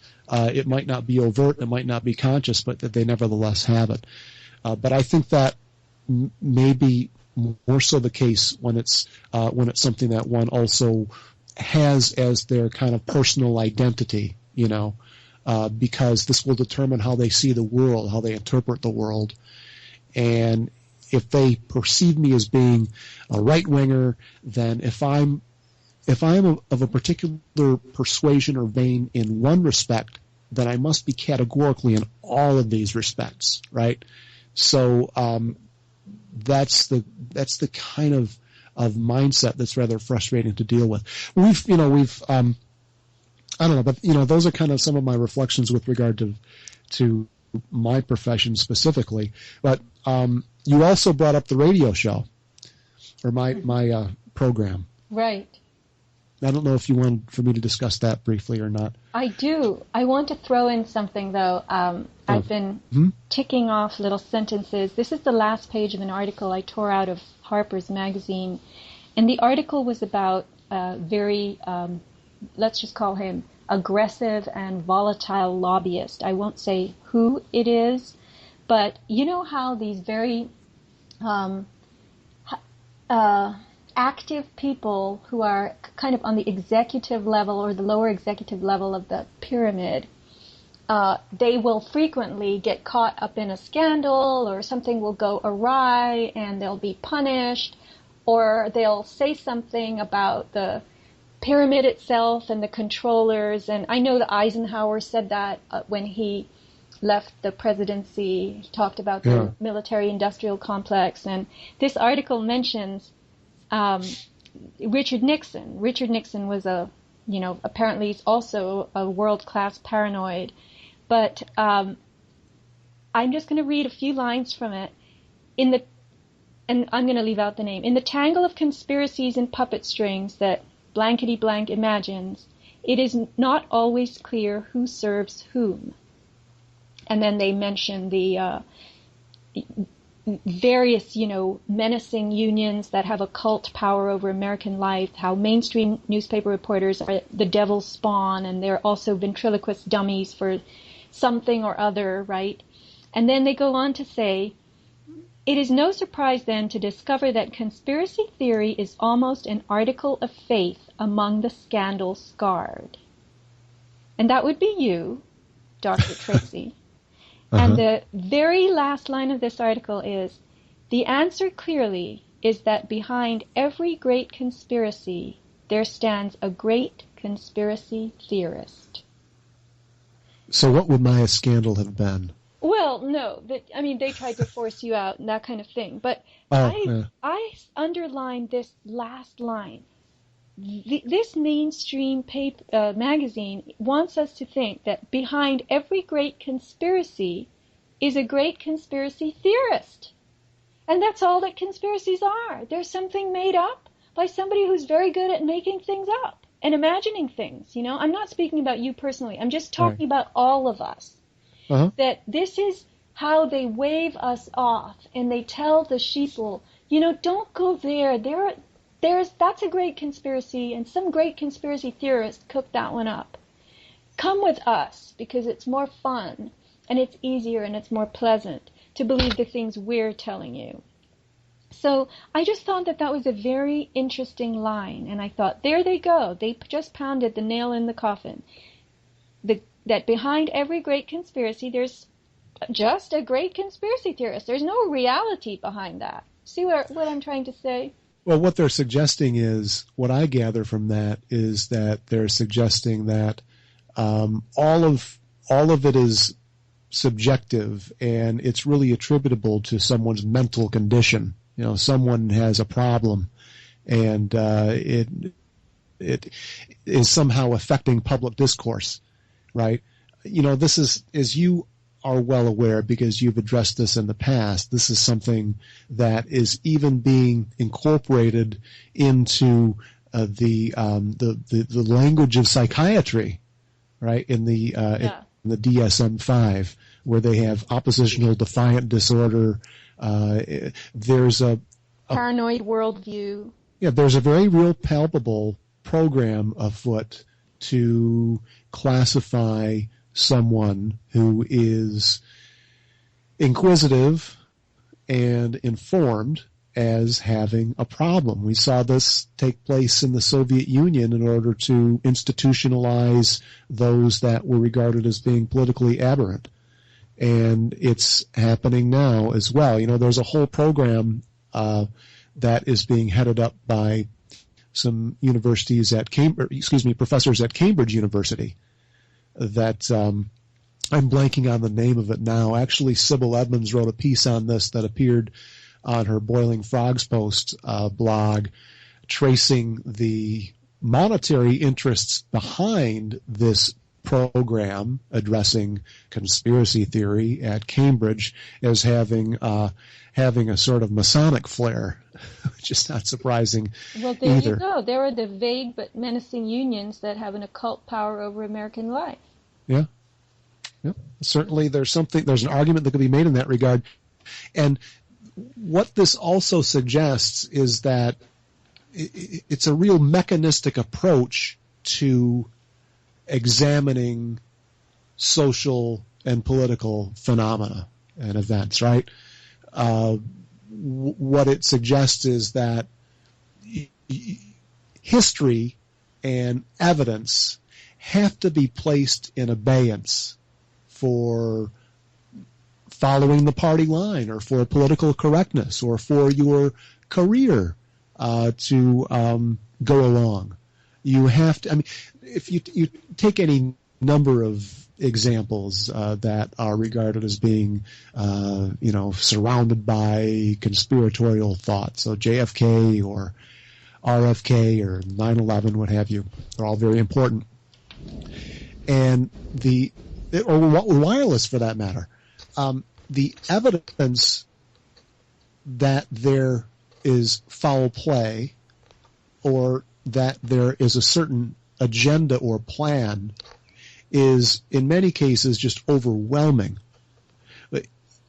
We've reached a pretty pass here where you have to ignore that in order to be acceptable and accepted in, for example, a profession such as academe, where the number one thing is to ask questions and to be critical and to be inquisitive, right? So it's completely contrary to what we are supposed to do and what I would argue good journalists are supposed to do as well. So when I brought up, questions about Sandy Hook and then Boston, I had some professors here actually send a letter to the local newspapers, major regional newspapers here, the Sun Sentinel and Palm Beach Post, saying that I should resign because I am a conspiracy theorist. So they're using this label in this ad hominem attack on me and placing the facts and the information that I've brought out and my analysis of those in abeyance, right? These have to be shuffled aside, right? Because you're not behaving properly. And this is the type of comportment that we would observe in a totalitarian or an autocratic state, which arguably is what we have. Right, but nobody wants to call it that at all. And again, like I said, you are possibly the great conspiracy theorist behind the great conspiracy of Sandy Hook. Do you not get this? Uh-huh. I'm saying this tongue in cheek. Yeah. And Well, I've got some collaborators though as well. Well, you have a few, but at the top of the pyramid. I skipped a couple of sentences here. Why the article ends? Why do all these, they say uber Americans, but let's just say Americans, seem to believe that the visible world is merely a playground for unseen, unspoken powers? That no man is really the master of his fate or the captain of his soul? The answer clearly is that behind every great conspiracy there stands a great conspiracy theorist. I think this is an admirable little paragraph. It's incredible that they managed to, craft this, and that this is what they stand behind. This is how they protect themselves. Sandy Hook? Oh, James Tracy, he's the one who made it all up. We tried to get rid of him, but he had tenure. We couldn't do anything about it. That's right. We're stuck. I would think that in an environment, not only in, we could say the United States, but also my institution, where there was genuine intellectual freedom and a professional environment, instead of running out and saying we're distancing ourselves from this person's remarks, he only speaks for himself, which is in fact the case for any university professor, by the way. But more importantly, what was not done, what was not said, no effort was made to entertain the possibility that what was being asserted may have some validity, right? Yeah. Why not have a teach-in? Why not have a forum? Let's have a forum. Let's invite, some of the proponents of this, of what the officials are saying took place there, and we'll have a debate with Dr. Tracy. And perhaps a few other researchers that are calling things into question. That wasn't done. It was just, a complete attack. And I'm reluctant in a way to bring that whole thing up because it sounds as if I'm making a plea for sympathy, and that's not the case. I'm trying to make these observations on the whole nature of my profession and, the sort of larger institutional matrix that it's sort of situated in. And political as well. It's not only institutional, but there's also obviously the political element of it too. And I think that that they're all I've brought up these things. There are these additional issues that were attributed to me. There's this kind of larger rationale, this larger agenda that has to do with the Second Amendment, gun control, but even like alternative media outlets that they're regarded as being alternative. that have examined this, say Sandy Hook, have never done so in the context of also examining or looking at or pointing to Dunblane, or the Port Arthur massacre, which happened within the course of 6 weeks of each other back in 1995. Neither of those events, for example, were brought up. Okay, is there a relationship here? In the larger Anglo-American sphere, are there precedents that are being set? And if you look at people who have looked at this most closely, say like Andrew McGregor, his argument is there definitely is a broader agenda. There's an international agenda. Anyway, one could take this whole argument in a number of very productive directions. But let's not do that. Let's just call it a conspiracy, and we'll just put the lid on it. That's what was done. So it's disappointing. It's very disappointing. And yet I think that it's a matter of expediency for my employer, because it's kind of like working in that regard, kind of like working for a corporation, where, we don't want to have any more kind of, denigration of the brand name or the equivalent. We just want for this to sort of, go away. We don't want to engage with it. And that's nothing new, I guess, either, right? That's been the case for 50 years. The whole, progressive left community, or the equivalent, sold out shortly after the Warren Commission report was announced, and then came out. We're coming up on the 50th anniversary of that in September 20th, I believe. As well as the Academy. It's nothing that's been touched. I was actually doing a search the other night out of curiosity on America History and Life, which is one of the foremost indices for scholarly articles, social scientific, history, a lot of history as well. And the number of articles dealing with JFK as a conspiracy or mentioning JFK over the past 50 years, because that index goes back to 1964, like under 100. I counted like 87. I could go back to be more, sure to recheck before I were actually able to write on this. But 87, can you imagine that? That's like less than 2 per year. And then I actually looked at the sample more closely, because there are foreign language articles in there as well, which, by the way, unsurprisingly take a more critical stance than American scholarship. And so,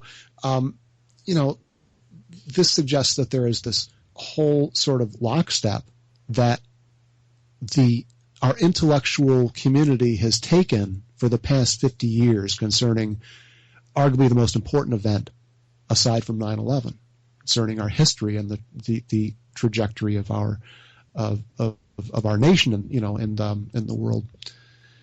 So that's really, that's depressing. Well, when you use the word conspiracy in your summary that you just gave us, were you searching for that particular term as it relates to JFK, or how were you looking for these? I was. Okay. Because that is what it involved. Right. That's one word for it, but plot, I guess plot, one person could have a plot, but it takes more than one to have a conspiracy, right? Yes. So that is a dirty word in our language. But I would like to just add that disappointing is such an understatement. I remember I had a friend who was doing some art design for me, and I went over there one day and I said, "How are you doing?" And he was a very nice guy, and he just shook his head. He was sitting at his Mac, and he said, "I'm very disappointed." And I said, "Why?" And he said, "Because my wife and I went on a trip, and somebody got a hold of our credit card and has been using it and charging things. I'm just very disappointed." I said, "Disappointed?" And that's how I felt when you were just saying that you were disappointed that your university didn't hold a forum. Come on! We should be shocked. Well, maybe it's a part of it's my reservation. It's a part of perhaps modesty. I mean, if I were a third party looking at this, I could express outrage. But it's sort of this plea for myself that I'm reluctant to actually give. So I'm saying disappointed. Yeah. But your friend who makes this, they're expressing disappointment about someone they don't even know, so it's not applicable. No, but right? it was just it was hilarious the way he said it. And you have to know him. He's such a good person. He was disappointed in humanity, was what he Oh, was okay. saying, you know? I see. Yeah. Right. Yeah. So Okay.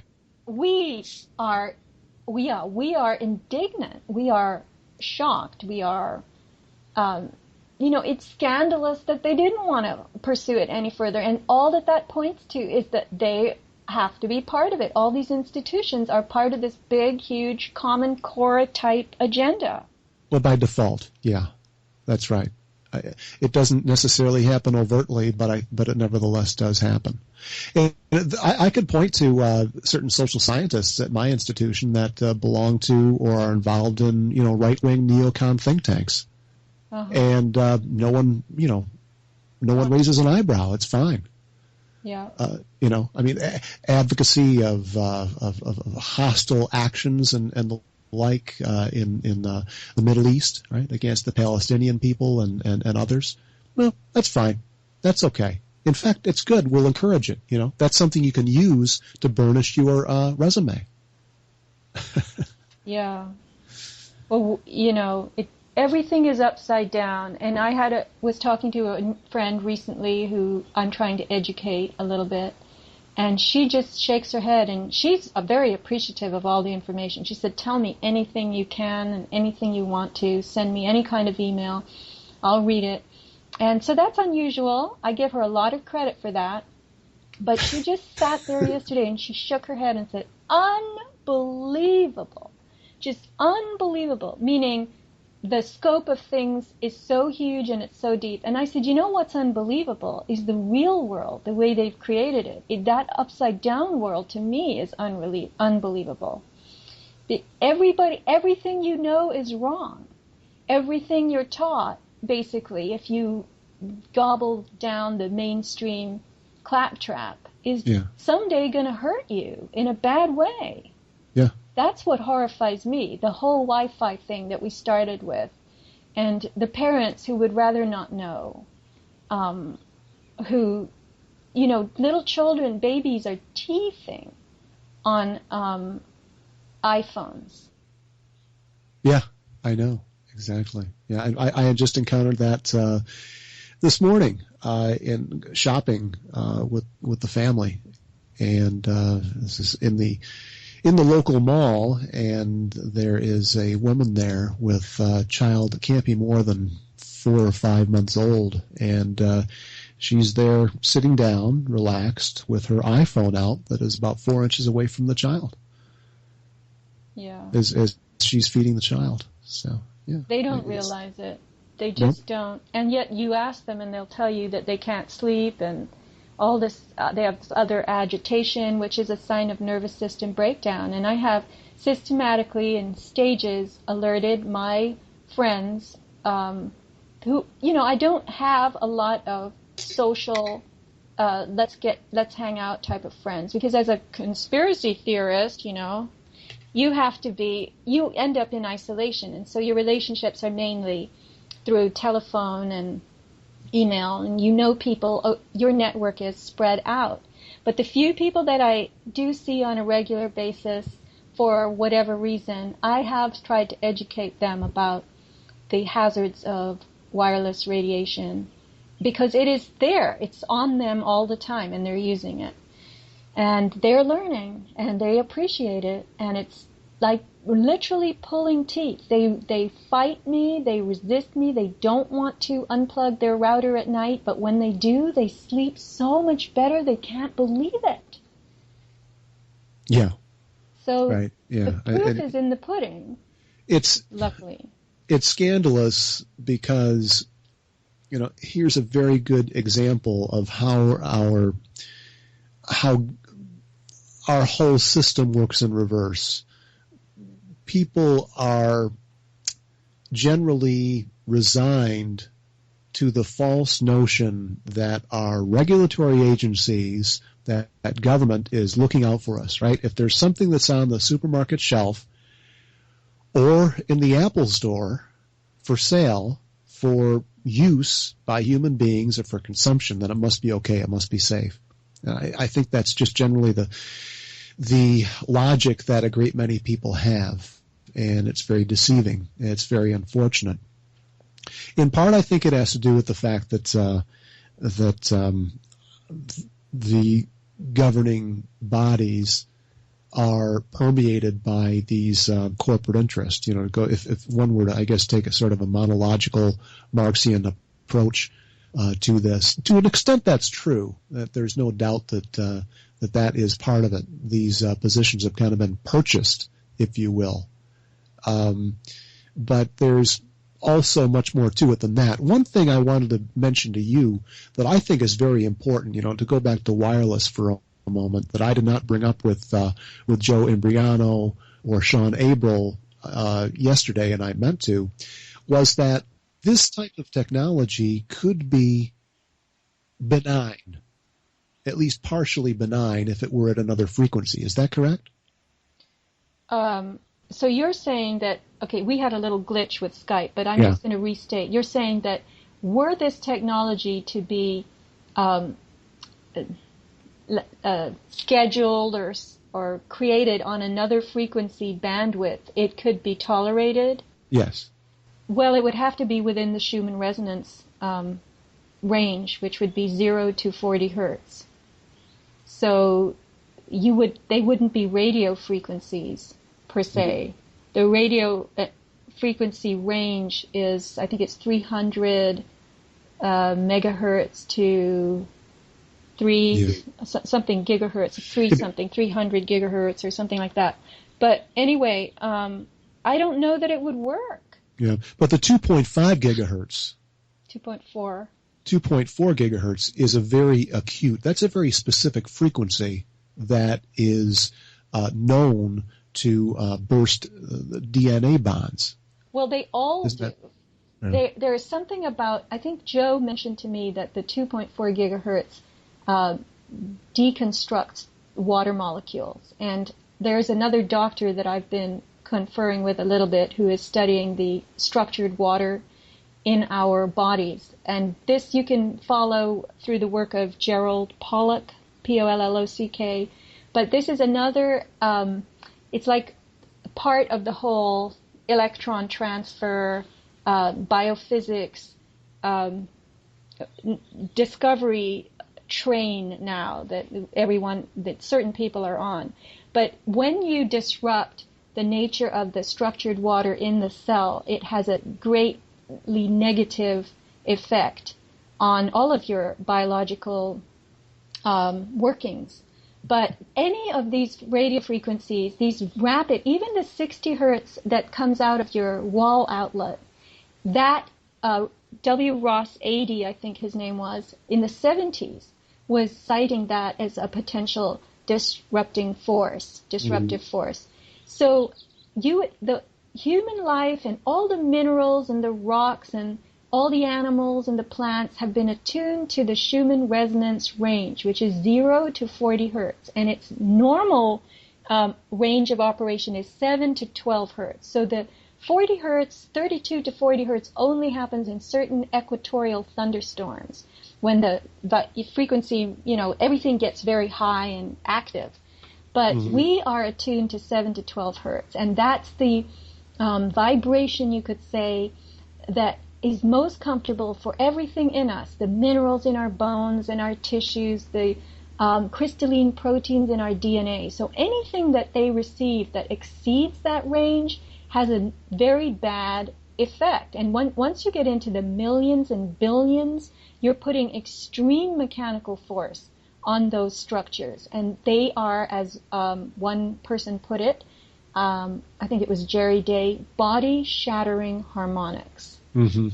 So nothing, even the 900 megahertz phones are now have been, outdated, and we have the iPhone 5 and the iPhone 4 that preceded it connected with 2 cell towers at one time. So iPhone 5, for every advance you get in speed and performance, you are paying even more of a biological price.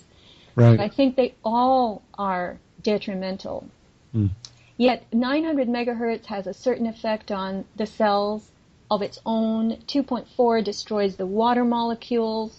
And so all of them are are damaging if you care to spend the time figuring out what this one is really going to do or is doing, you know.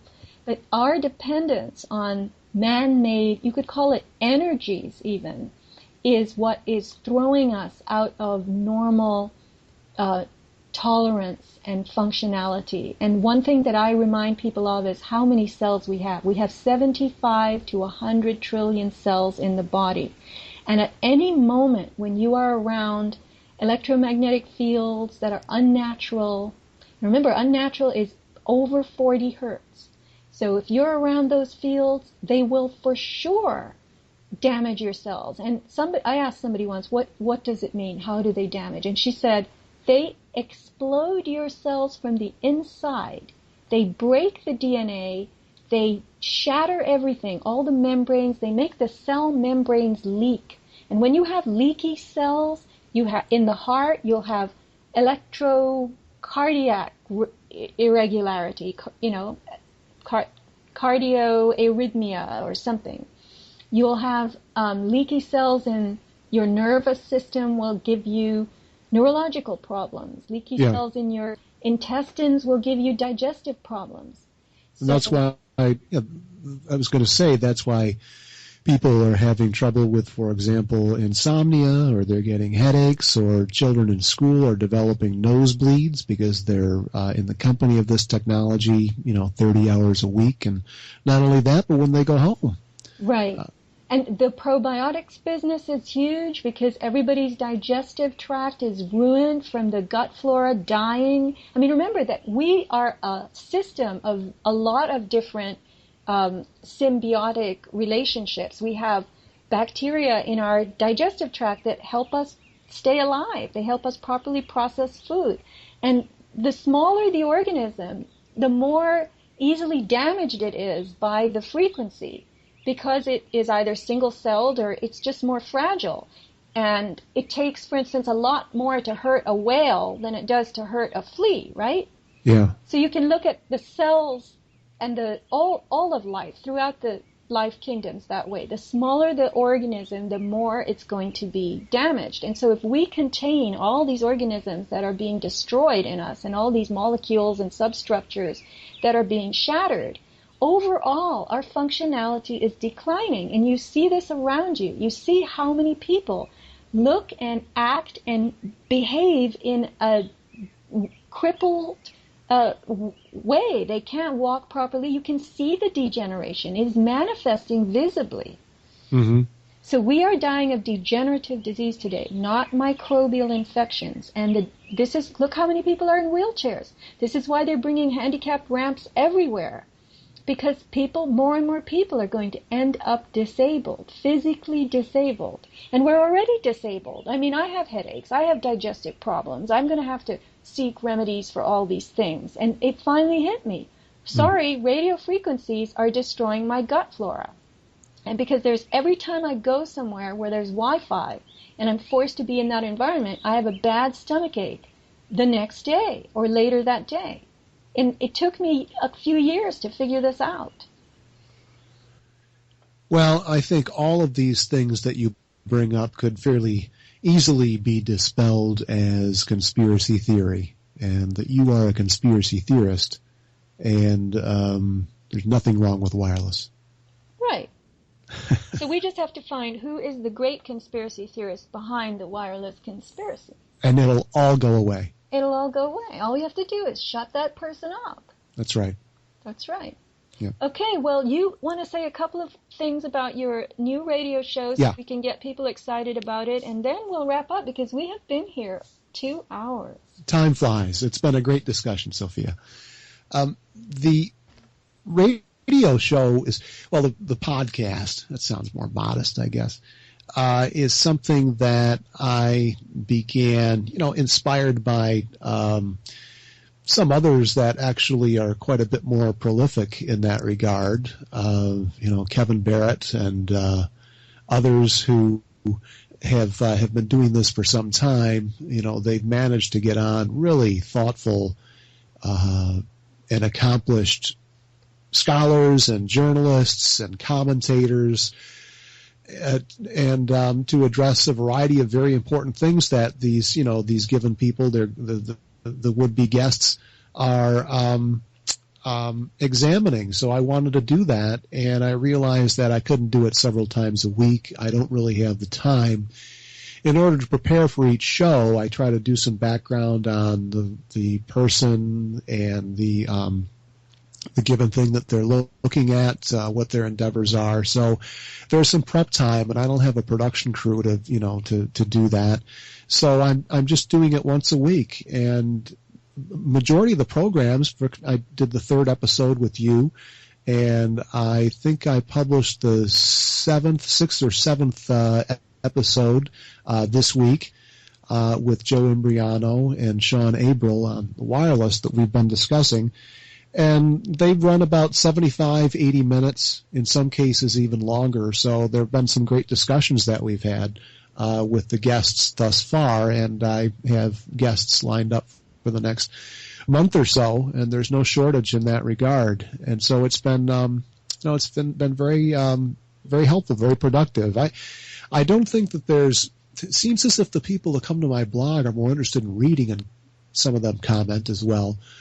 So the expectation is not quite there, I guess.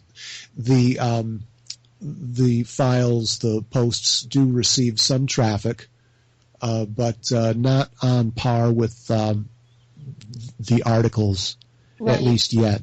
So it's only been underway for a little over a month, and it'll take probably several months to actually build up an audience. But there is one there, that's a fledgling following for the program, and I hope to continue in that regard, like I think that you plan on doing with your program as well. Right. Well, the magic formula to get more traffic is to put a YouTube upload.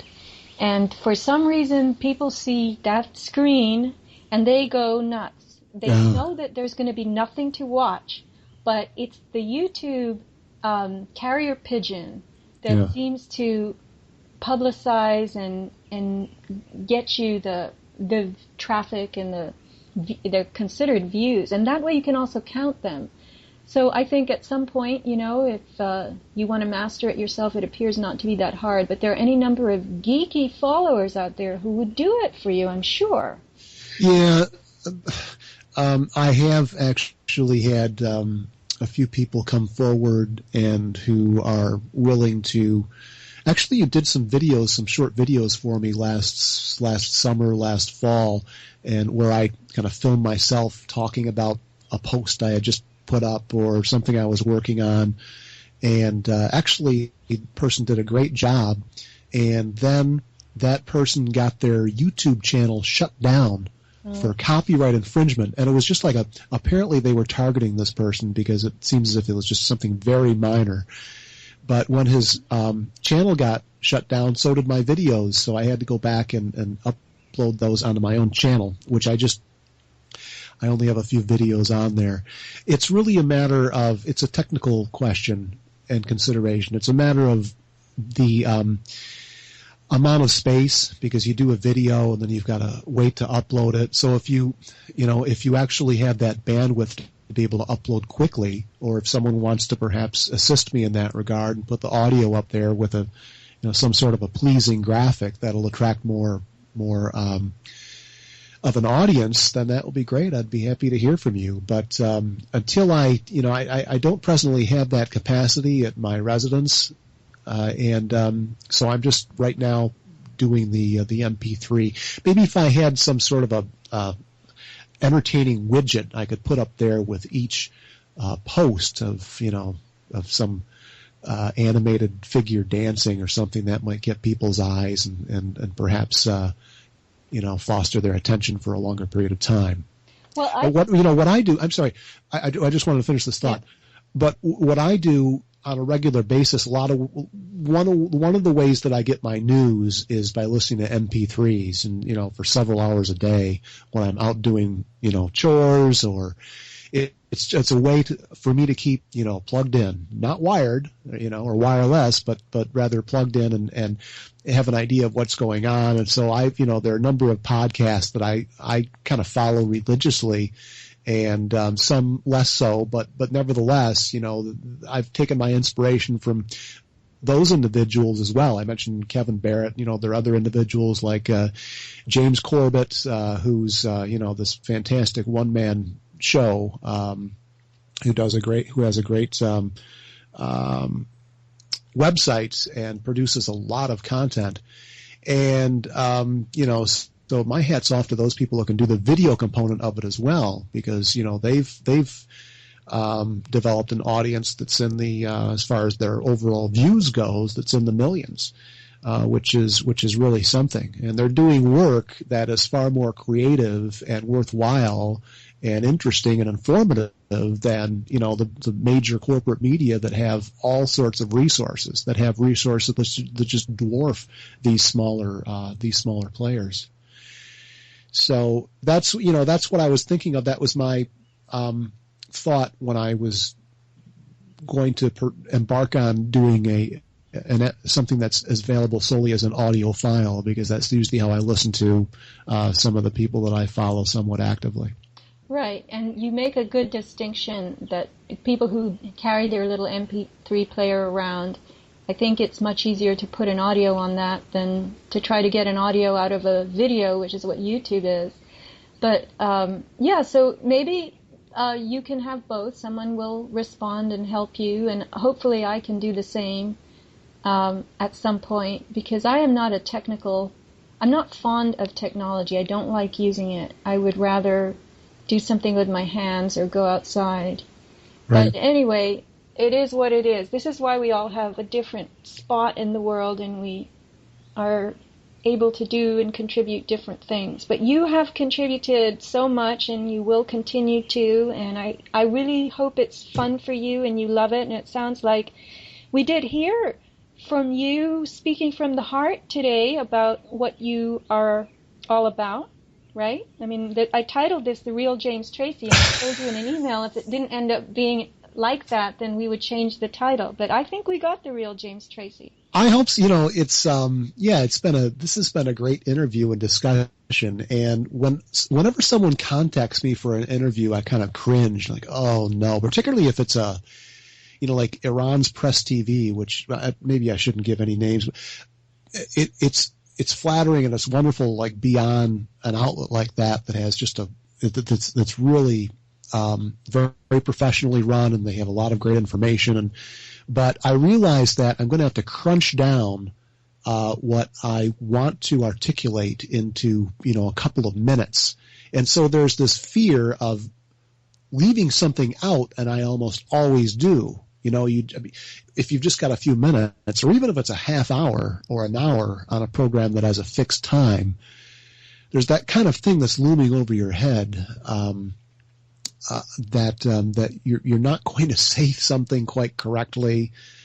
There's little time to elaborate, and you're restricted to whoever your interviewer might be, and the questions they might have. So yeah, this has been a very very enjoyable experience. Hope we can do it again sometime. Oh, we can always do it. We will always do it, as long as we have something to say about what they're doing, right? Yes, absolutely. That's the core.